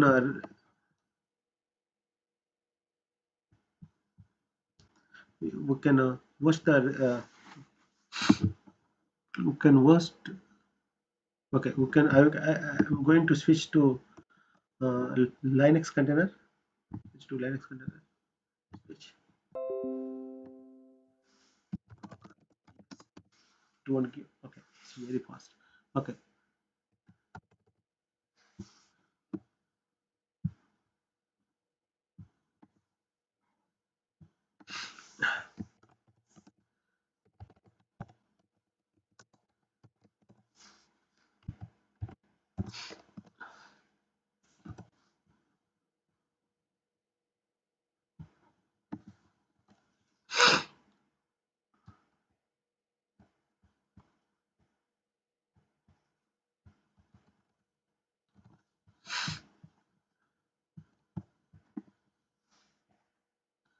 Uh, can create.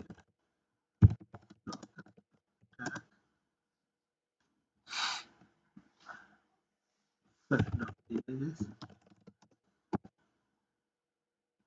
Web app. Docker. Uh, Tag.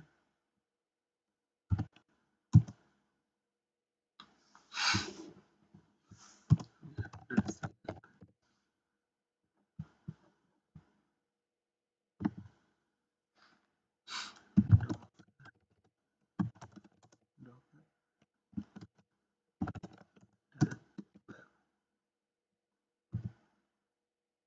Tag. Web app.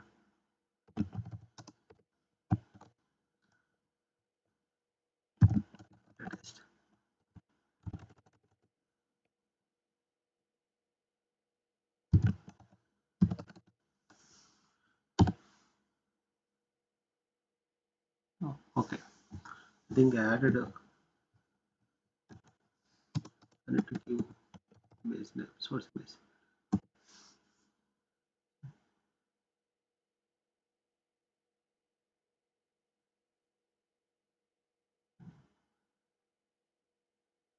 Okay, I think this is the dev web app. Latest. Yes. Yeah. It created another version web app latest. Okay. Docker push web app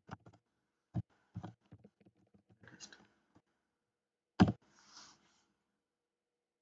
Now input denied source requested access to the resources. Then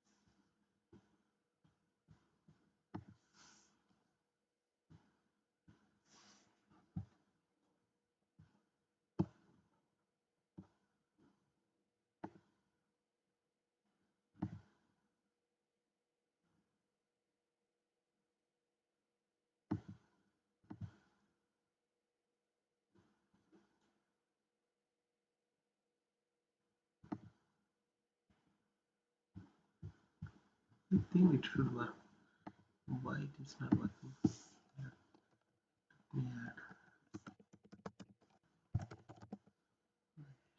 Cool.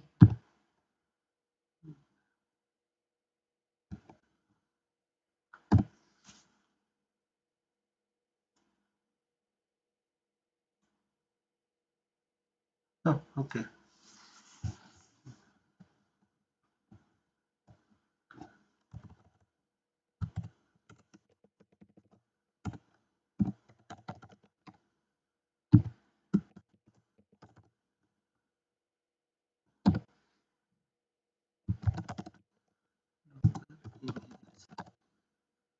Yeah. Okay.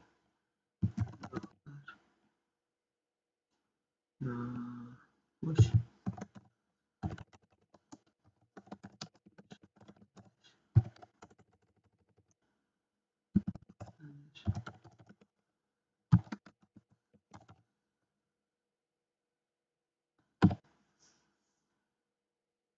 Yeah, it's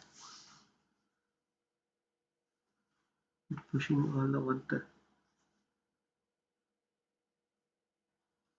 Now I'm pushing the image to the registry, the GitHub registry.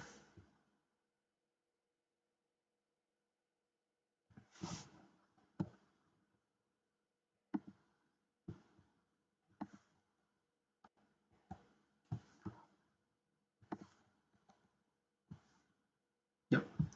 Now we can switch to the browser, Docker, my repository. Just I push the one more private repository. This is the way to push the image to the registry. Uh, okay. Now I will go to the web app. I will push the image to the Azure Container Registry. Publish. There are several ways. We can use the Visual Studio, or we can use the command PowerShell command line interface, Azure command line interface, or C# SDK, or ARM template, or we can use the publish, or we can create we can create from the portal as well. Now I'm going to publish in Azure. Next, this is Windows container. I'm not publish on the app service. I'm going to publish on container registry. Go to the container registry. I have one Azure Tech Days container registry. I think I have one uh, web app. I will create new one. Create new resource group.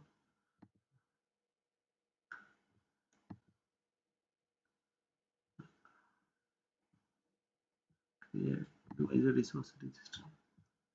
I'm creating new one. Azure Tech Days ACR. Okay.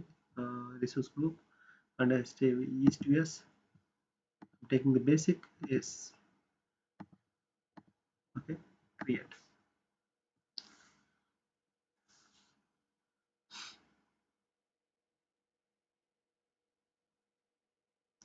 Okay. Then it is create.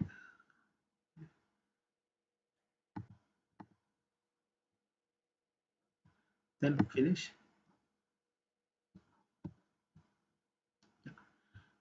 And then we can publish. Before going to publish, I will go to the portal portal.azure.com portal.azure.com and container registry, uh, resource groups, ACR. This was created. Now, yeah, we don't have in repositories. We don't. I think it's already pushed. Uh, that one. No, this is no. This is not the one. I think we are looking wrong one. I think this is the one. This is the one repository. We didn't push the image. Okay. Now we are publishing the image to the ACR, Azure Container Registry. Publish.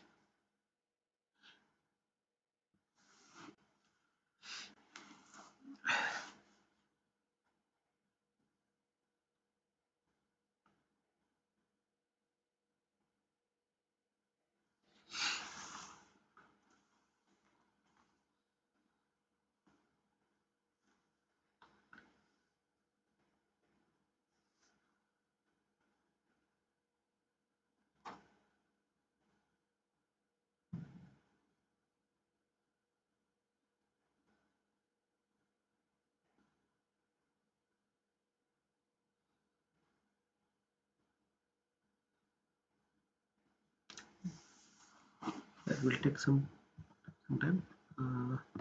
Then I will. This is a Windows registry, a Windows image. Then I will publish this image through command line interface, Azure command line interface. Just a moment. I will switch to. Yeah, it is pushing all the. It is pushing the image to the Azure Container Registry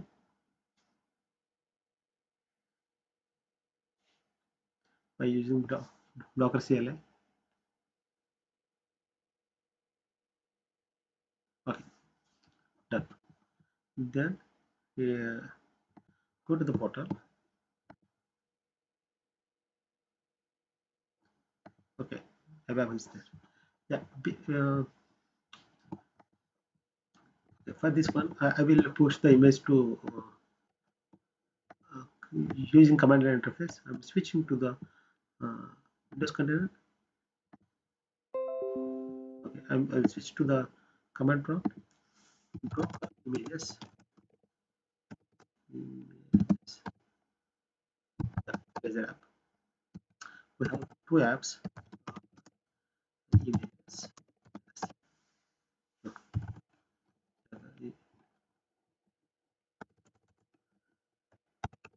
Okay, images. We have two images. I think this image I am going to push to the container sorry Azure container registry. First of all, I will create the registry name.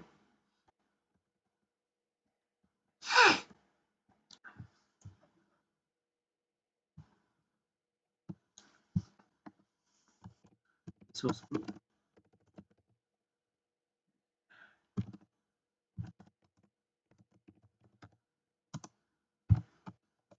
What is the resource? I can use the same resource group for deleting claim. Okay, it's a resource group. Registry name.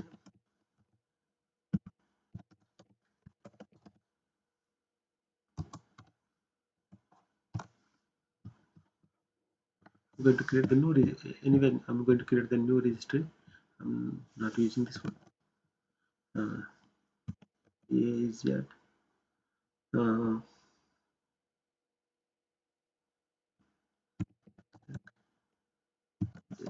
is here. Is here. Sorry, I will change anyway. This is ACR content registry. Okay, then I think my group is already resource group is already exist. AZ, ACR, ACR create group resource group, resource group, then name, registry name, registry name, stock keeping unit, basic, basic, and admin. Admin is enabled. Actually, this is required. Uh, this is required. Admin user is enabled. This is required to create to run the image from the Azure instance. Admin enabled.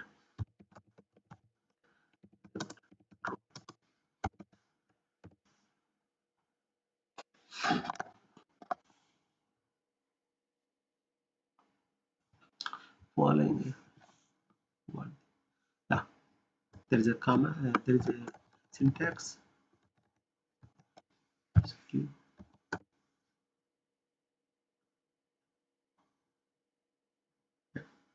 Yeah. Okay. Is a provision. So. Okay. Succeeded. Okay. It is created.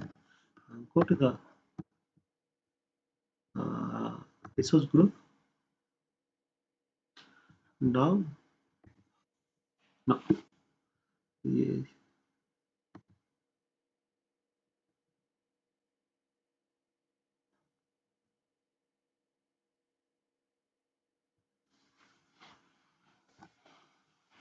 I think still it is usually. Yeah. I think it is created now. It is appear now. Yeah. It is created. Just now it is created. Go to. We can switch to command line. AZ ACR. Your content registry. Login.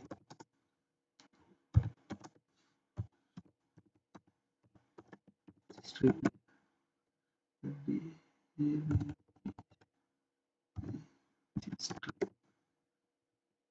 No. Yeah. That's fine. Login registry. Login succeeded. That's fine. Now I need to understand. I need to get the login server. Login server.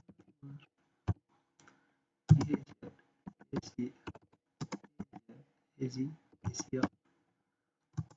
Show registry name. Registry name. Login server.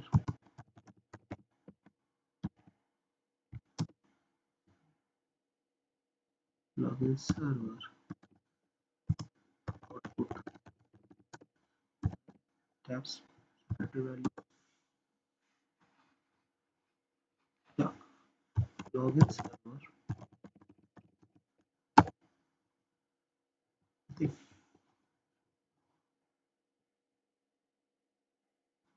no.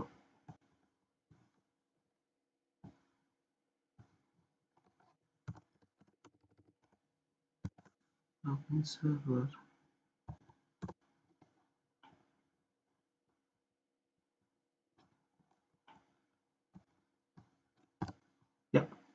This is the login server. The Docker Docker. Yeah, this is fine. Then Docker tab.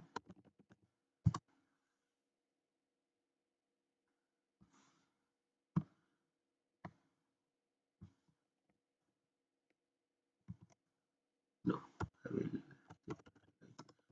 Blazor Blazor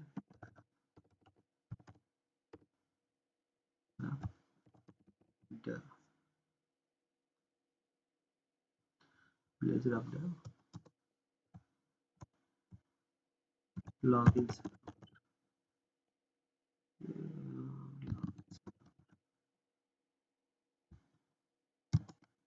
login server slash Blazor forward slash Blazor. Blazor version 2. Blazor yeah. Yeah, fine. Yeah, version 2. Then ACR repository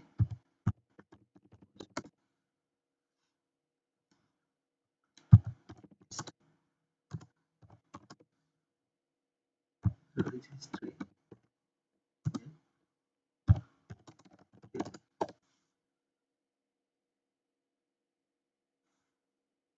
No,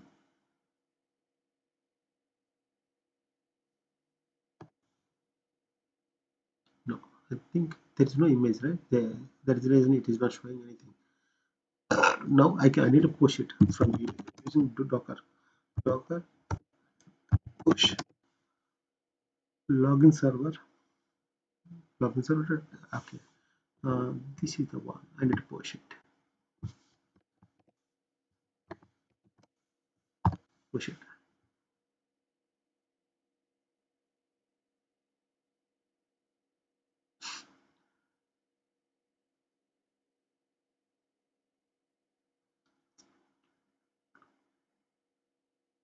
Yeah. Now I can use this command. No, this one. Yeah. One app is one image is pushed to the registry, that is Blazor app. Then I can show I can see the tags ACR not list history tags tags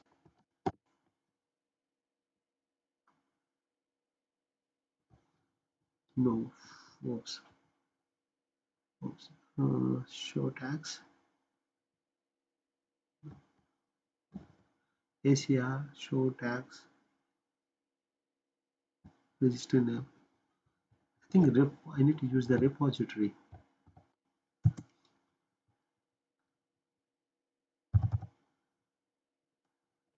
Repo, repository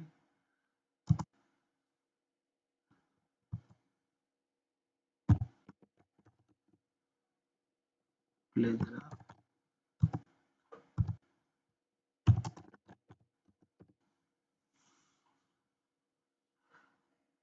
Yeah, it's fine. So it seems my content, my image is pushed to the container registry. Go to the repository. Yeah, Blazor app. Successfully. This is the version. That's what we are seeing from the command line. So next thing we can create. We can create the content. We can switch to the PowerPoint presentation. Docker image registries, then containers. Yeah, Azure container instances. This is serverless PaaS component. No need to worry about the infrastructure. It enables the quickest, easy way to run the containers in Azure. It will provide the per second billing model. Whenever our container is running, then only it will be charged. This is not uh, this it is good for short runs. Continuous integration builds are good experimental, are but this is not the good option for a long running web server and database.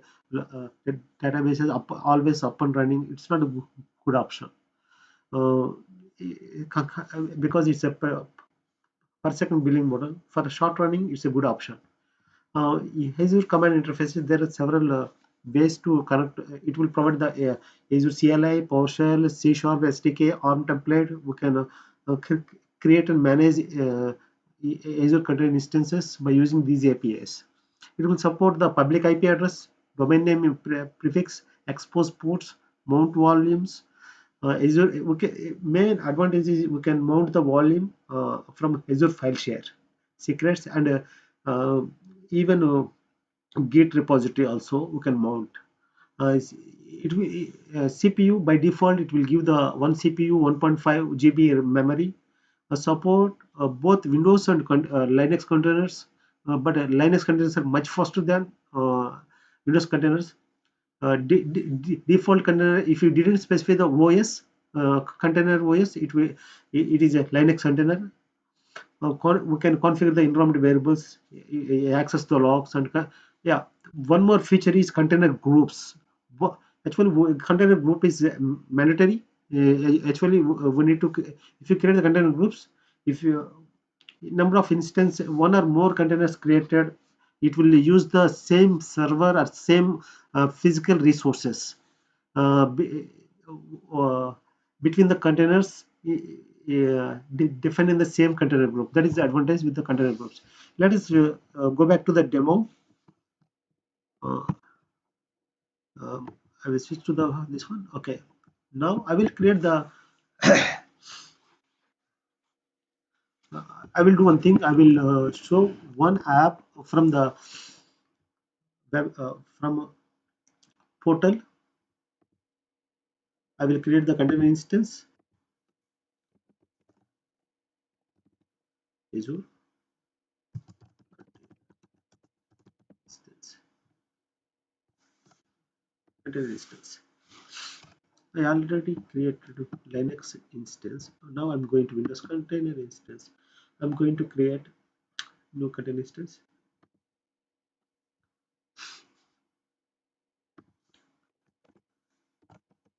It's tech. But I will use this one. Container name AC tech container instance.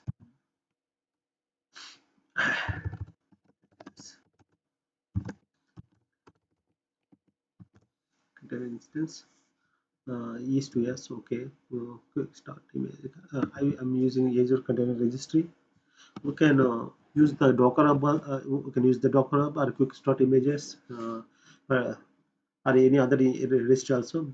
But I'm using Azure Container Registry. Uh, I'm using this one, Blazor app. Yeah, Blazor app. Okay, V2. Okay, it is using the CPU 1.5 GB RAM. Uh, and I don't want to. Okay, I'm using 1 GB. Uh, and yeah, it seems good. Review and create.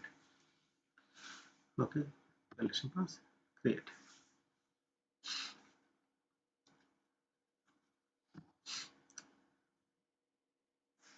What is it? Unsupported in Windows image version, supported version Windows Server 2016, Windows Server 2019. Click here details. Oh, okay. It seems that and Windows unsupported Windows image version. Okay. Actually, before I think my image needs Windows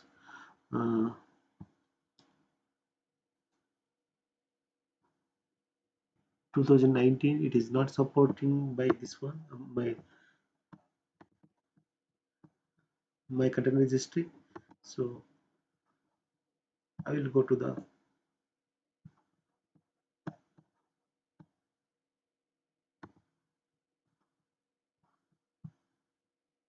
uh, okay. I'll go to create the one more container instance. Linux. Go to the container instances. Uh, yeah.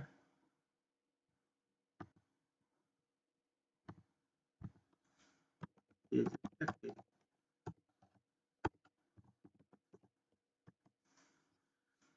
See, container registry instance. Now, your container registry. Uh, I will use this one. Web app. Okay, I will use Linux anyway. Both are same. Admin user is enabled. Must be enabled. Yeah. Okay. That's what I did earlier. Go to the this registry. Web app 2. Web app. Okay. For container registry.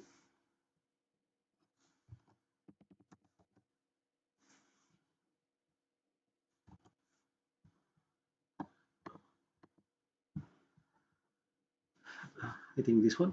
Go to this one. Go to the access keys. Enable admin access.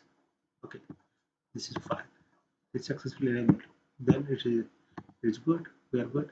Container instances. Create another container instance. Go to the this one. Azure. Azure base container instance. Web app. Okay. Then I'm using the Azure container registry. I'm going to use this one. Image web app. Test. Okay. Change. I think one is fine. CPU fine. Okay. Stock. Okay. Review and create. Validation class. Create. Yep.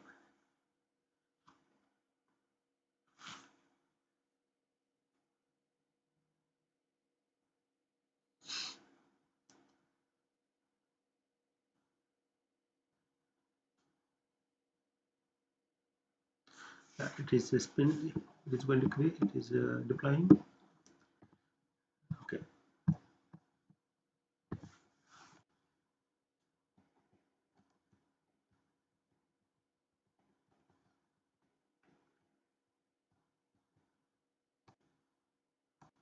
I think it is.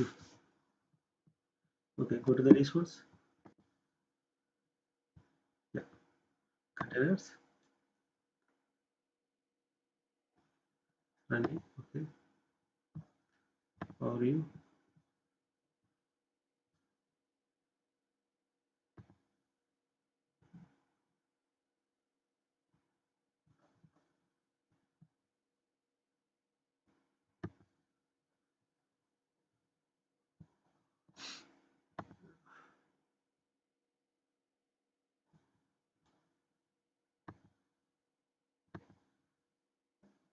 Still public.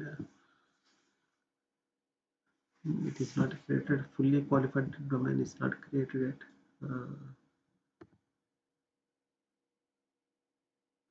Properties.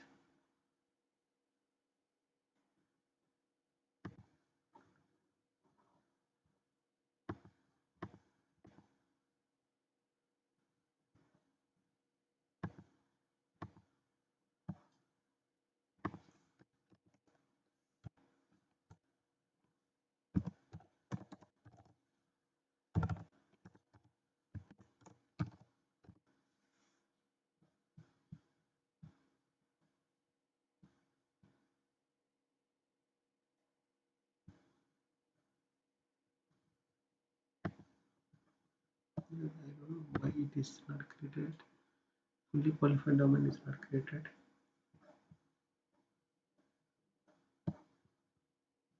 The containers.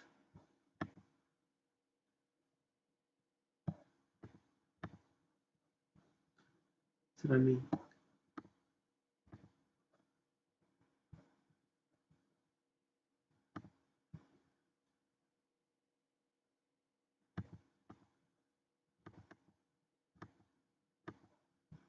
Seems good.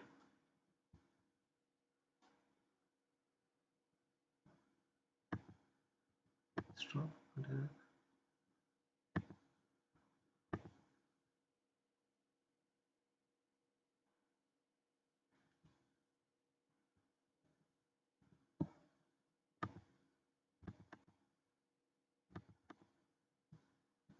Yeah, still status is pending is fully qualified domain is not created. Let me create again. I think some fully qualified public I think there is some latency.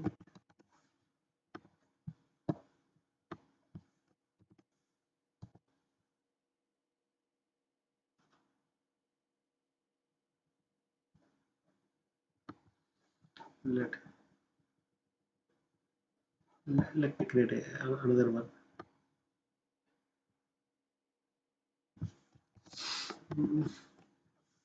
Azure container instance. I will create another one quickly.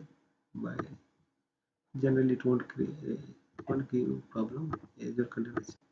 Okay, it's fine. Web app container name. Yeah, fine. Already there. Web app history container history. Okay, fine. This one. Web app. Okay, latest. Okay, this is fine. Networking. I need public to web app. Yeah. Okay, port number is fine. Advanced. Yeah, there are some features. I always restart policy or by default on failure. Always never. I'm using on failure. Uh, Restart policy. Okay. Then environment variables. If you want to define environment variables to pass the values to the container, we can define here. I'm not defining anything. This is fine. Tags. Okay. Review create. Okay. Fine.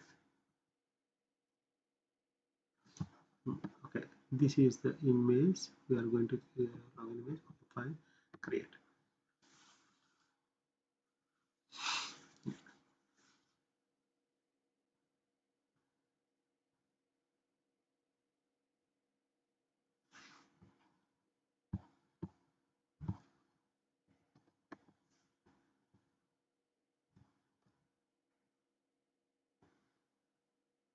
Yeah, this is still progressing.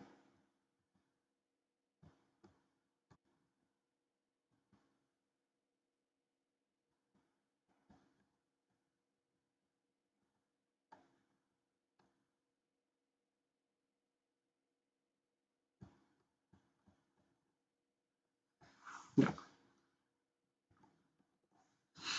go to resource.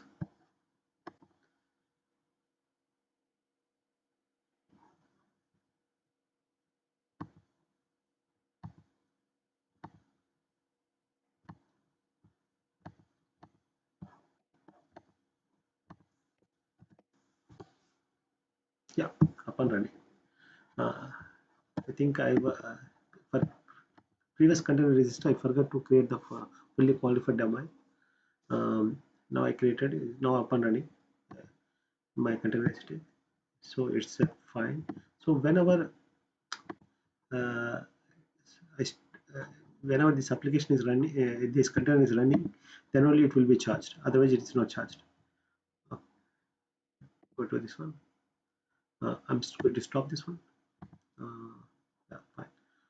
Go to the home. I'm going to stop this one also. There is some traffic. I'm seeing some traffic, but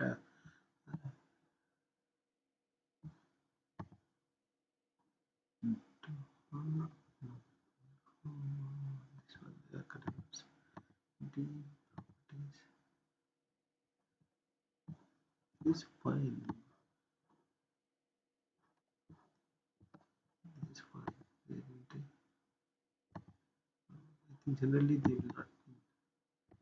I think we can agent the fully qualified name by using the Azure CLI. It's not a problem. Okay, okay, we can stop this one also. It's not a problem. Okay, we'll last demo from Azure CLI. We can run the CLS. So from Azure CLI, we can host the one container instance.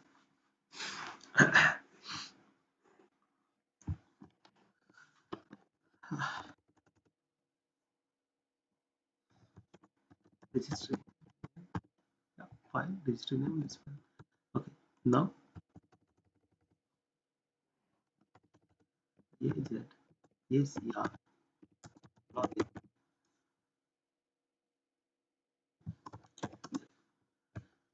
registry name,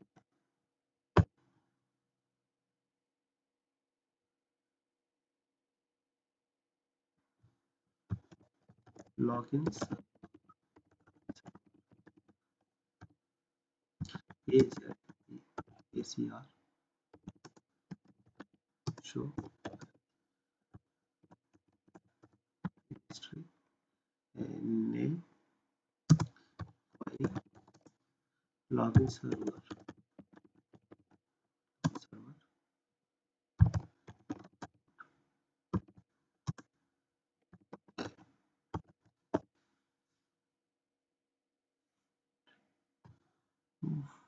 Yeah, I did the same mistake.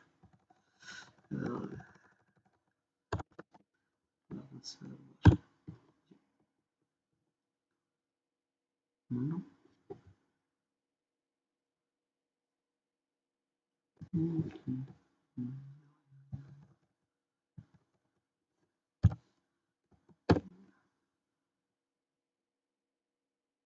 Yeah.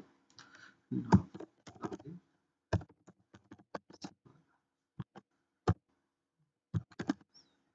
CLS. Login server is this one. Then I need to get the password. The password also I need. Username I have. I use password. ACR password. Password. ACR credential. Show my registry. Registry name. Or again I'm doing the same mistake. Query pass. Think password.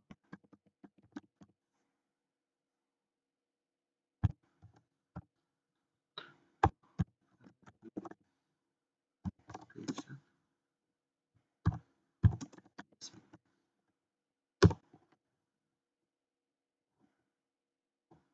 Yeah, fine. Resource group anyway is there. Yeah, yeah, fine. Resource group is there and everything is location also we can location.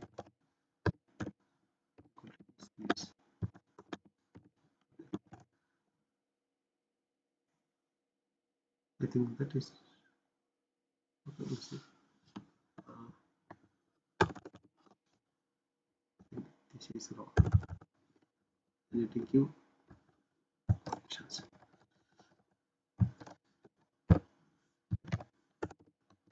Yes. Easy. But define the storage account also. Storage.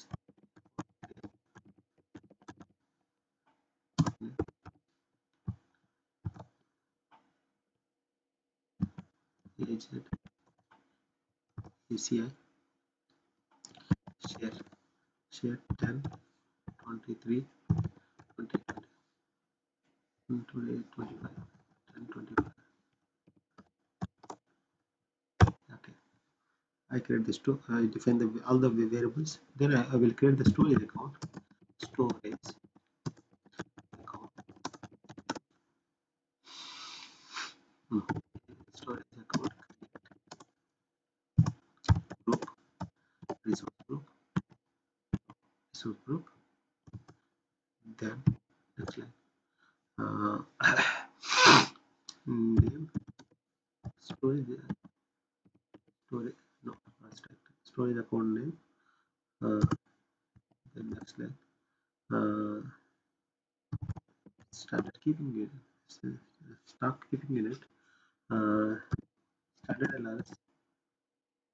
Standards.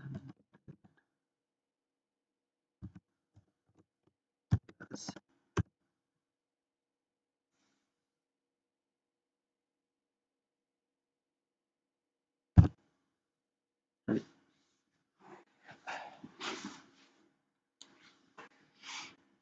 It is going to create the storage account.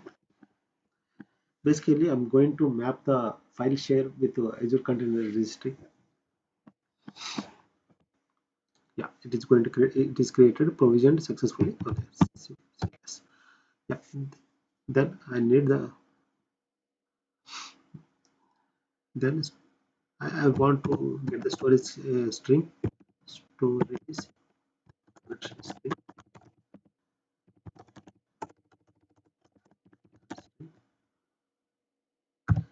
AC storage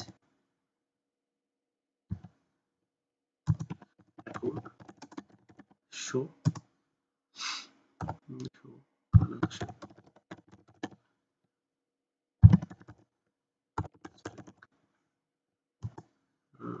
string name storage account storage account name and a group resource group file connection connection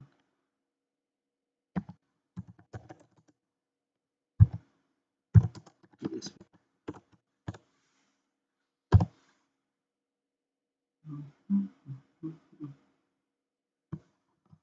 should work it's created yeah that's fine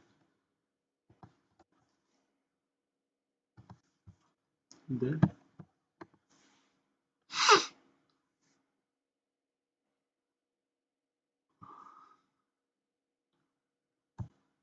the connection storage connection string is created. Now I can create the environment variables in environment in a PowerShell. I can define the environment variables like this. Azure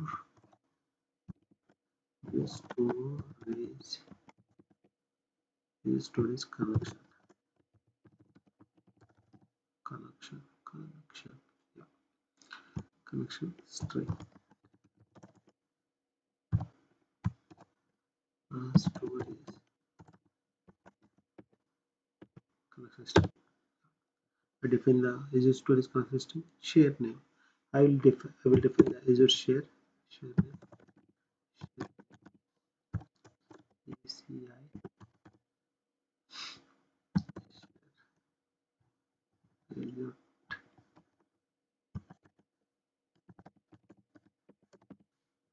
make it unique. Is it yes. Okay. Now I will create the file share is in the storage account. I have the storage account. Now I'm going to create the file share. Azure storage share, create file share name.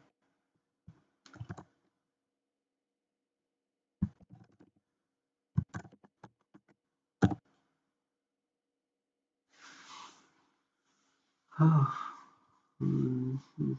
this is store.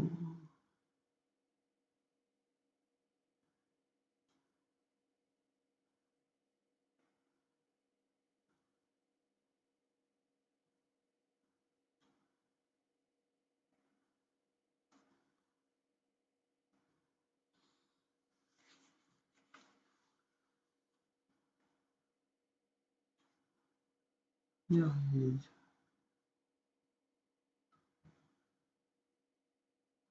yes.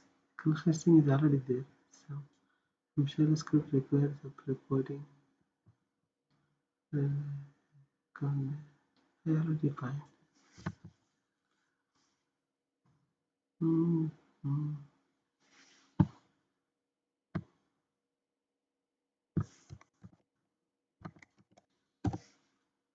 This is empty. Uh,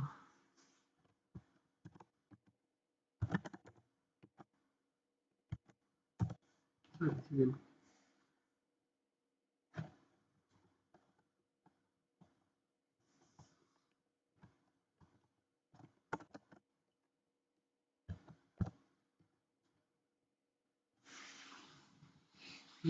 Mhm.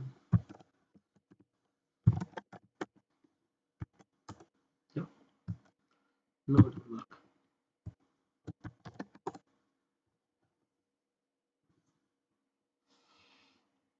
Mhm. Mhm. Mhm. This is okay. No, let's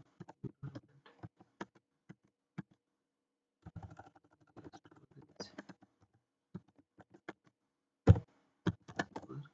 Yeah, this is fine. This is storage account. This is created now. Yeah. Now we'll get the share. So I think I have command. Yeah, it should be fine. Yeah, created. File share is created. I think now we have the storage. We need the storage. Store key. Storage key. Key.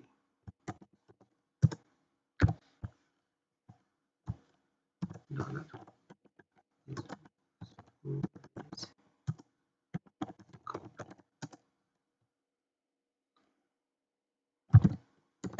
keys list group resource resource group account name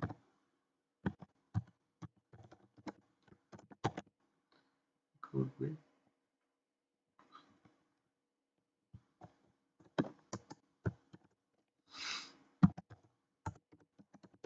storage account name query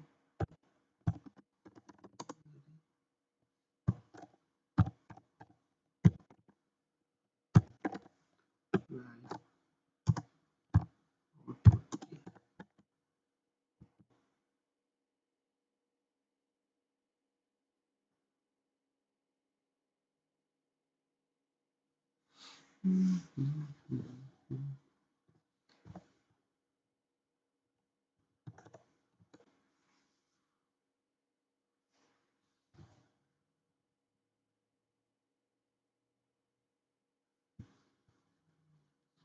Oh, yeah. Account name. Yes.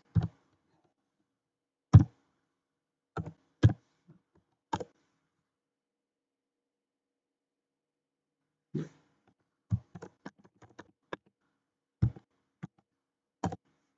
that's right. Yeah, that's right. Yeah, that is right. Now I can create the container.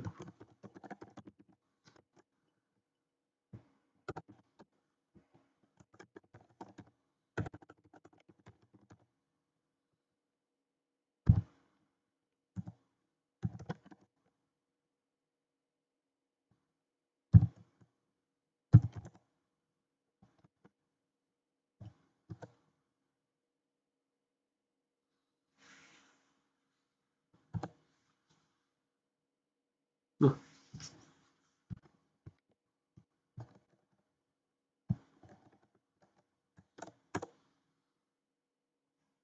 now I will create the container. Container create group resource group name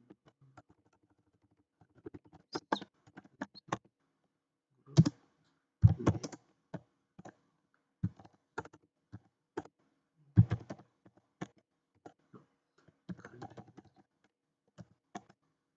group group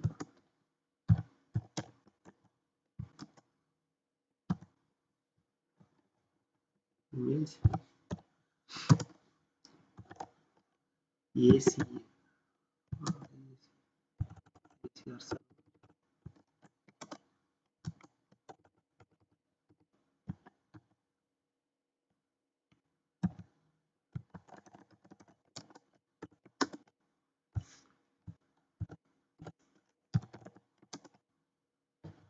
Okay, login server.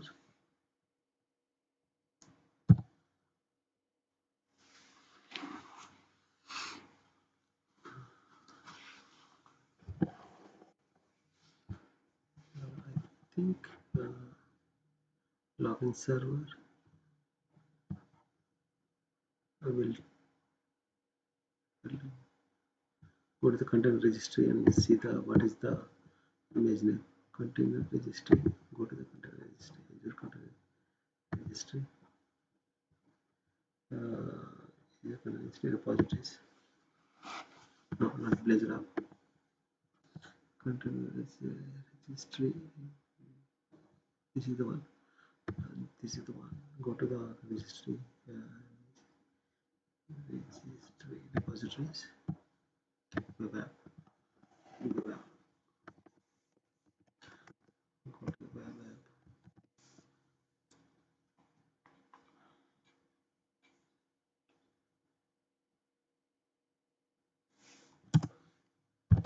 CPU 1 memory 1 GB. Okay. Okay. Then next slide. Registry.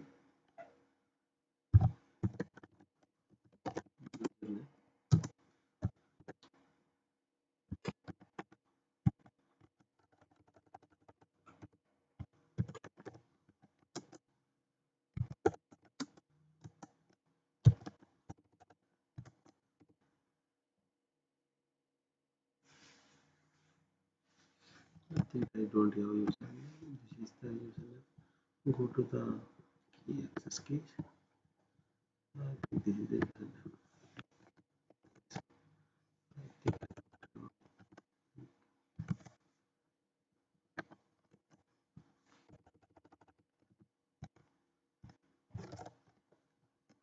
yeah, this is the username.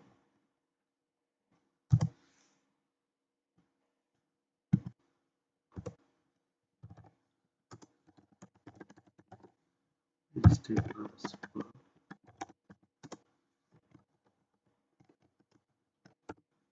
Password.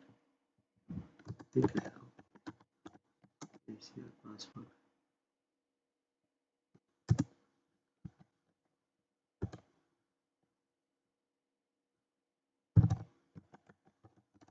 Azure 5 1 account. I open storage. Account number 5 Azure 5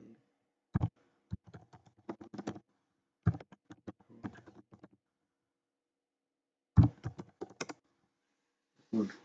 Storage key. Account name storage key.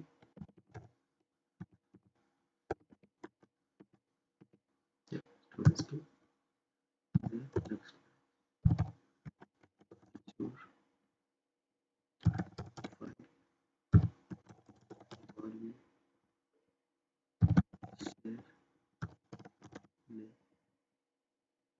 Then share name.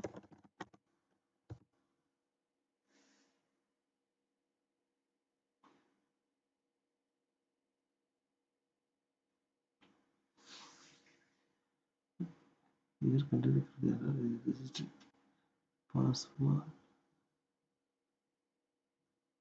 expected one argument.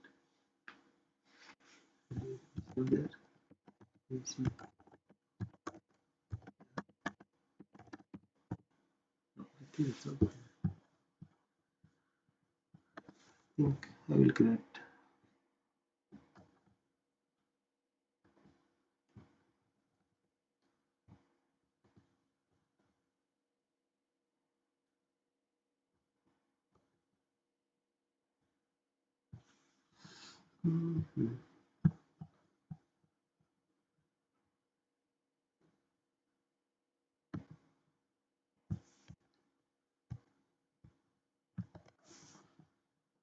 I'll create one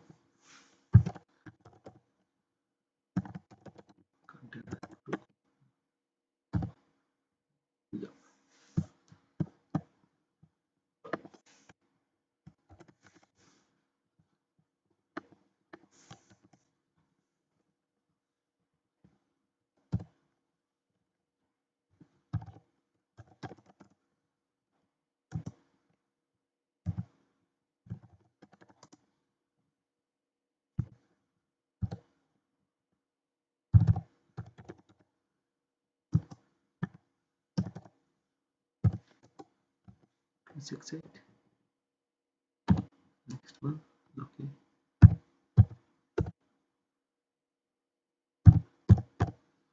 IP address. Public IP address. Next line. DNS name. DNS name. I think small.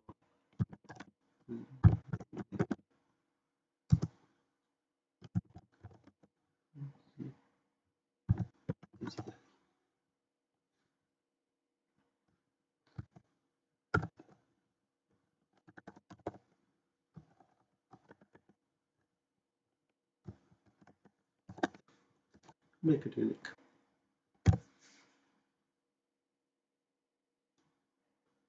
Hmm. Container group one more argument. What is this? Container group.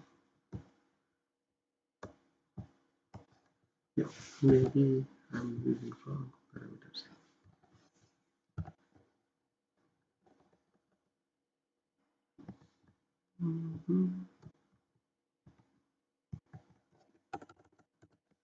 Yeah.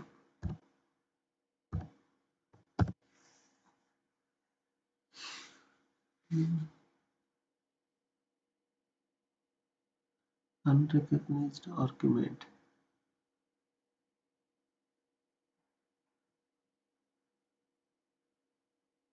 Oh, spelling mistake. Uh,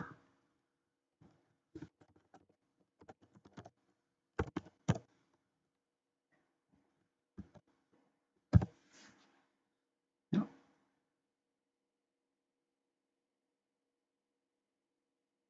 it's running.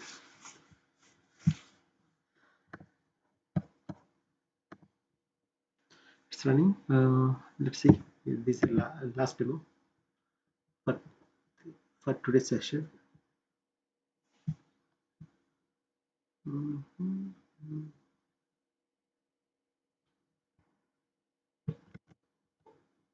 Still running.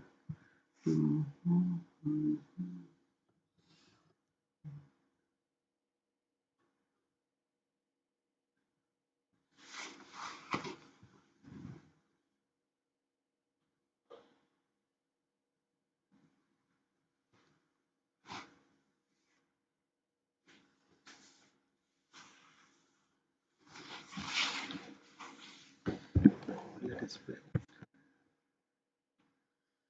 I think I covered everything. Volume mapping, Docker engine. Yeah, almost I covered everything. Yeah, it seems succeeded provision. Yeah, it's completed. Yes. Then we can go to the. We can switch to the portal. Yeah.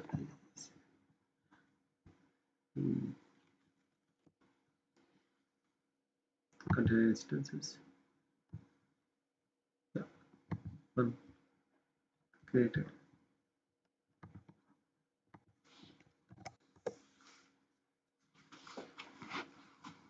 What it is?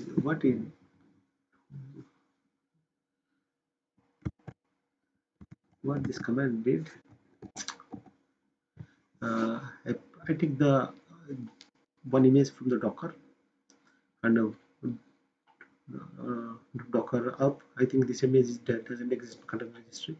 Then I create the container instance and I open the public IP address and I give the DNS prefix.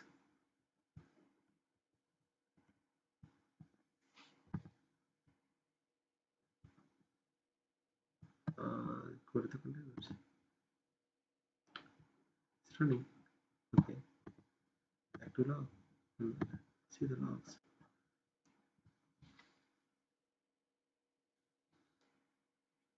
It seems memory is utilizing.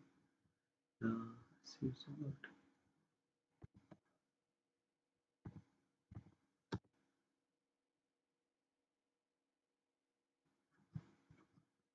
see the logs. Uh, easy, easy container logs. Name,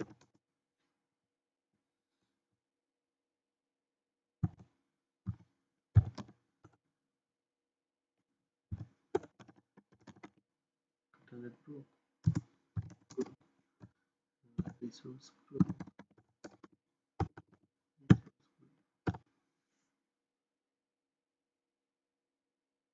yeah, the books. The site is now available to see shutdown. Yeah, it is hosted.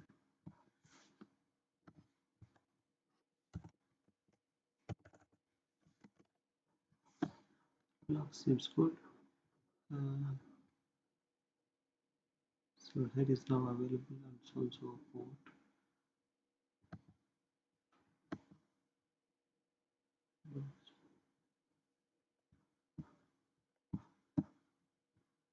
Seems good, but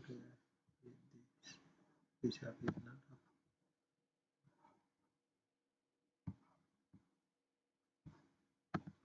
Containers used. Yes, up and running.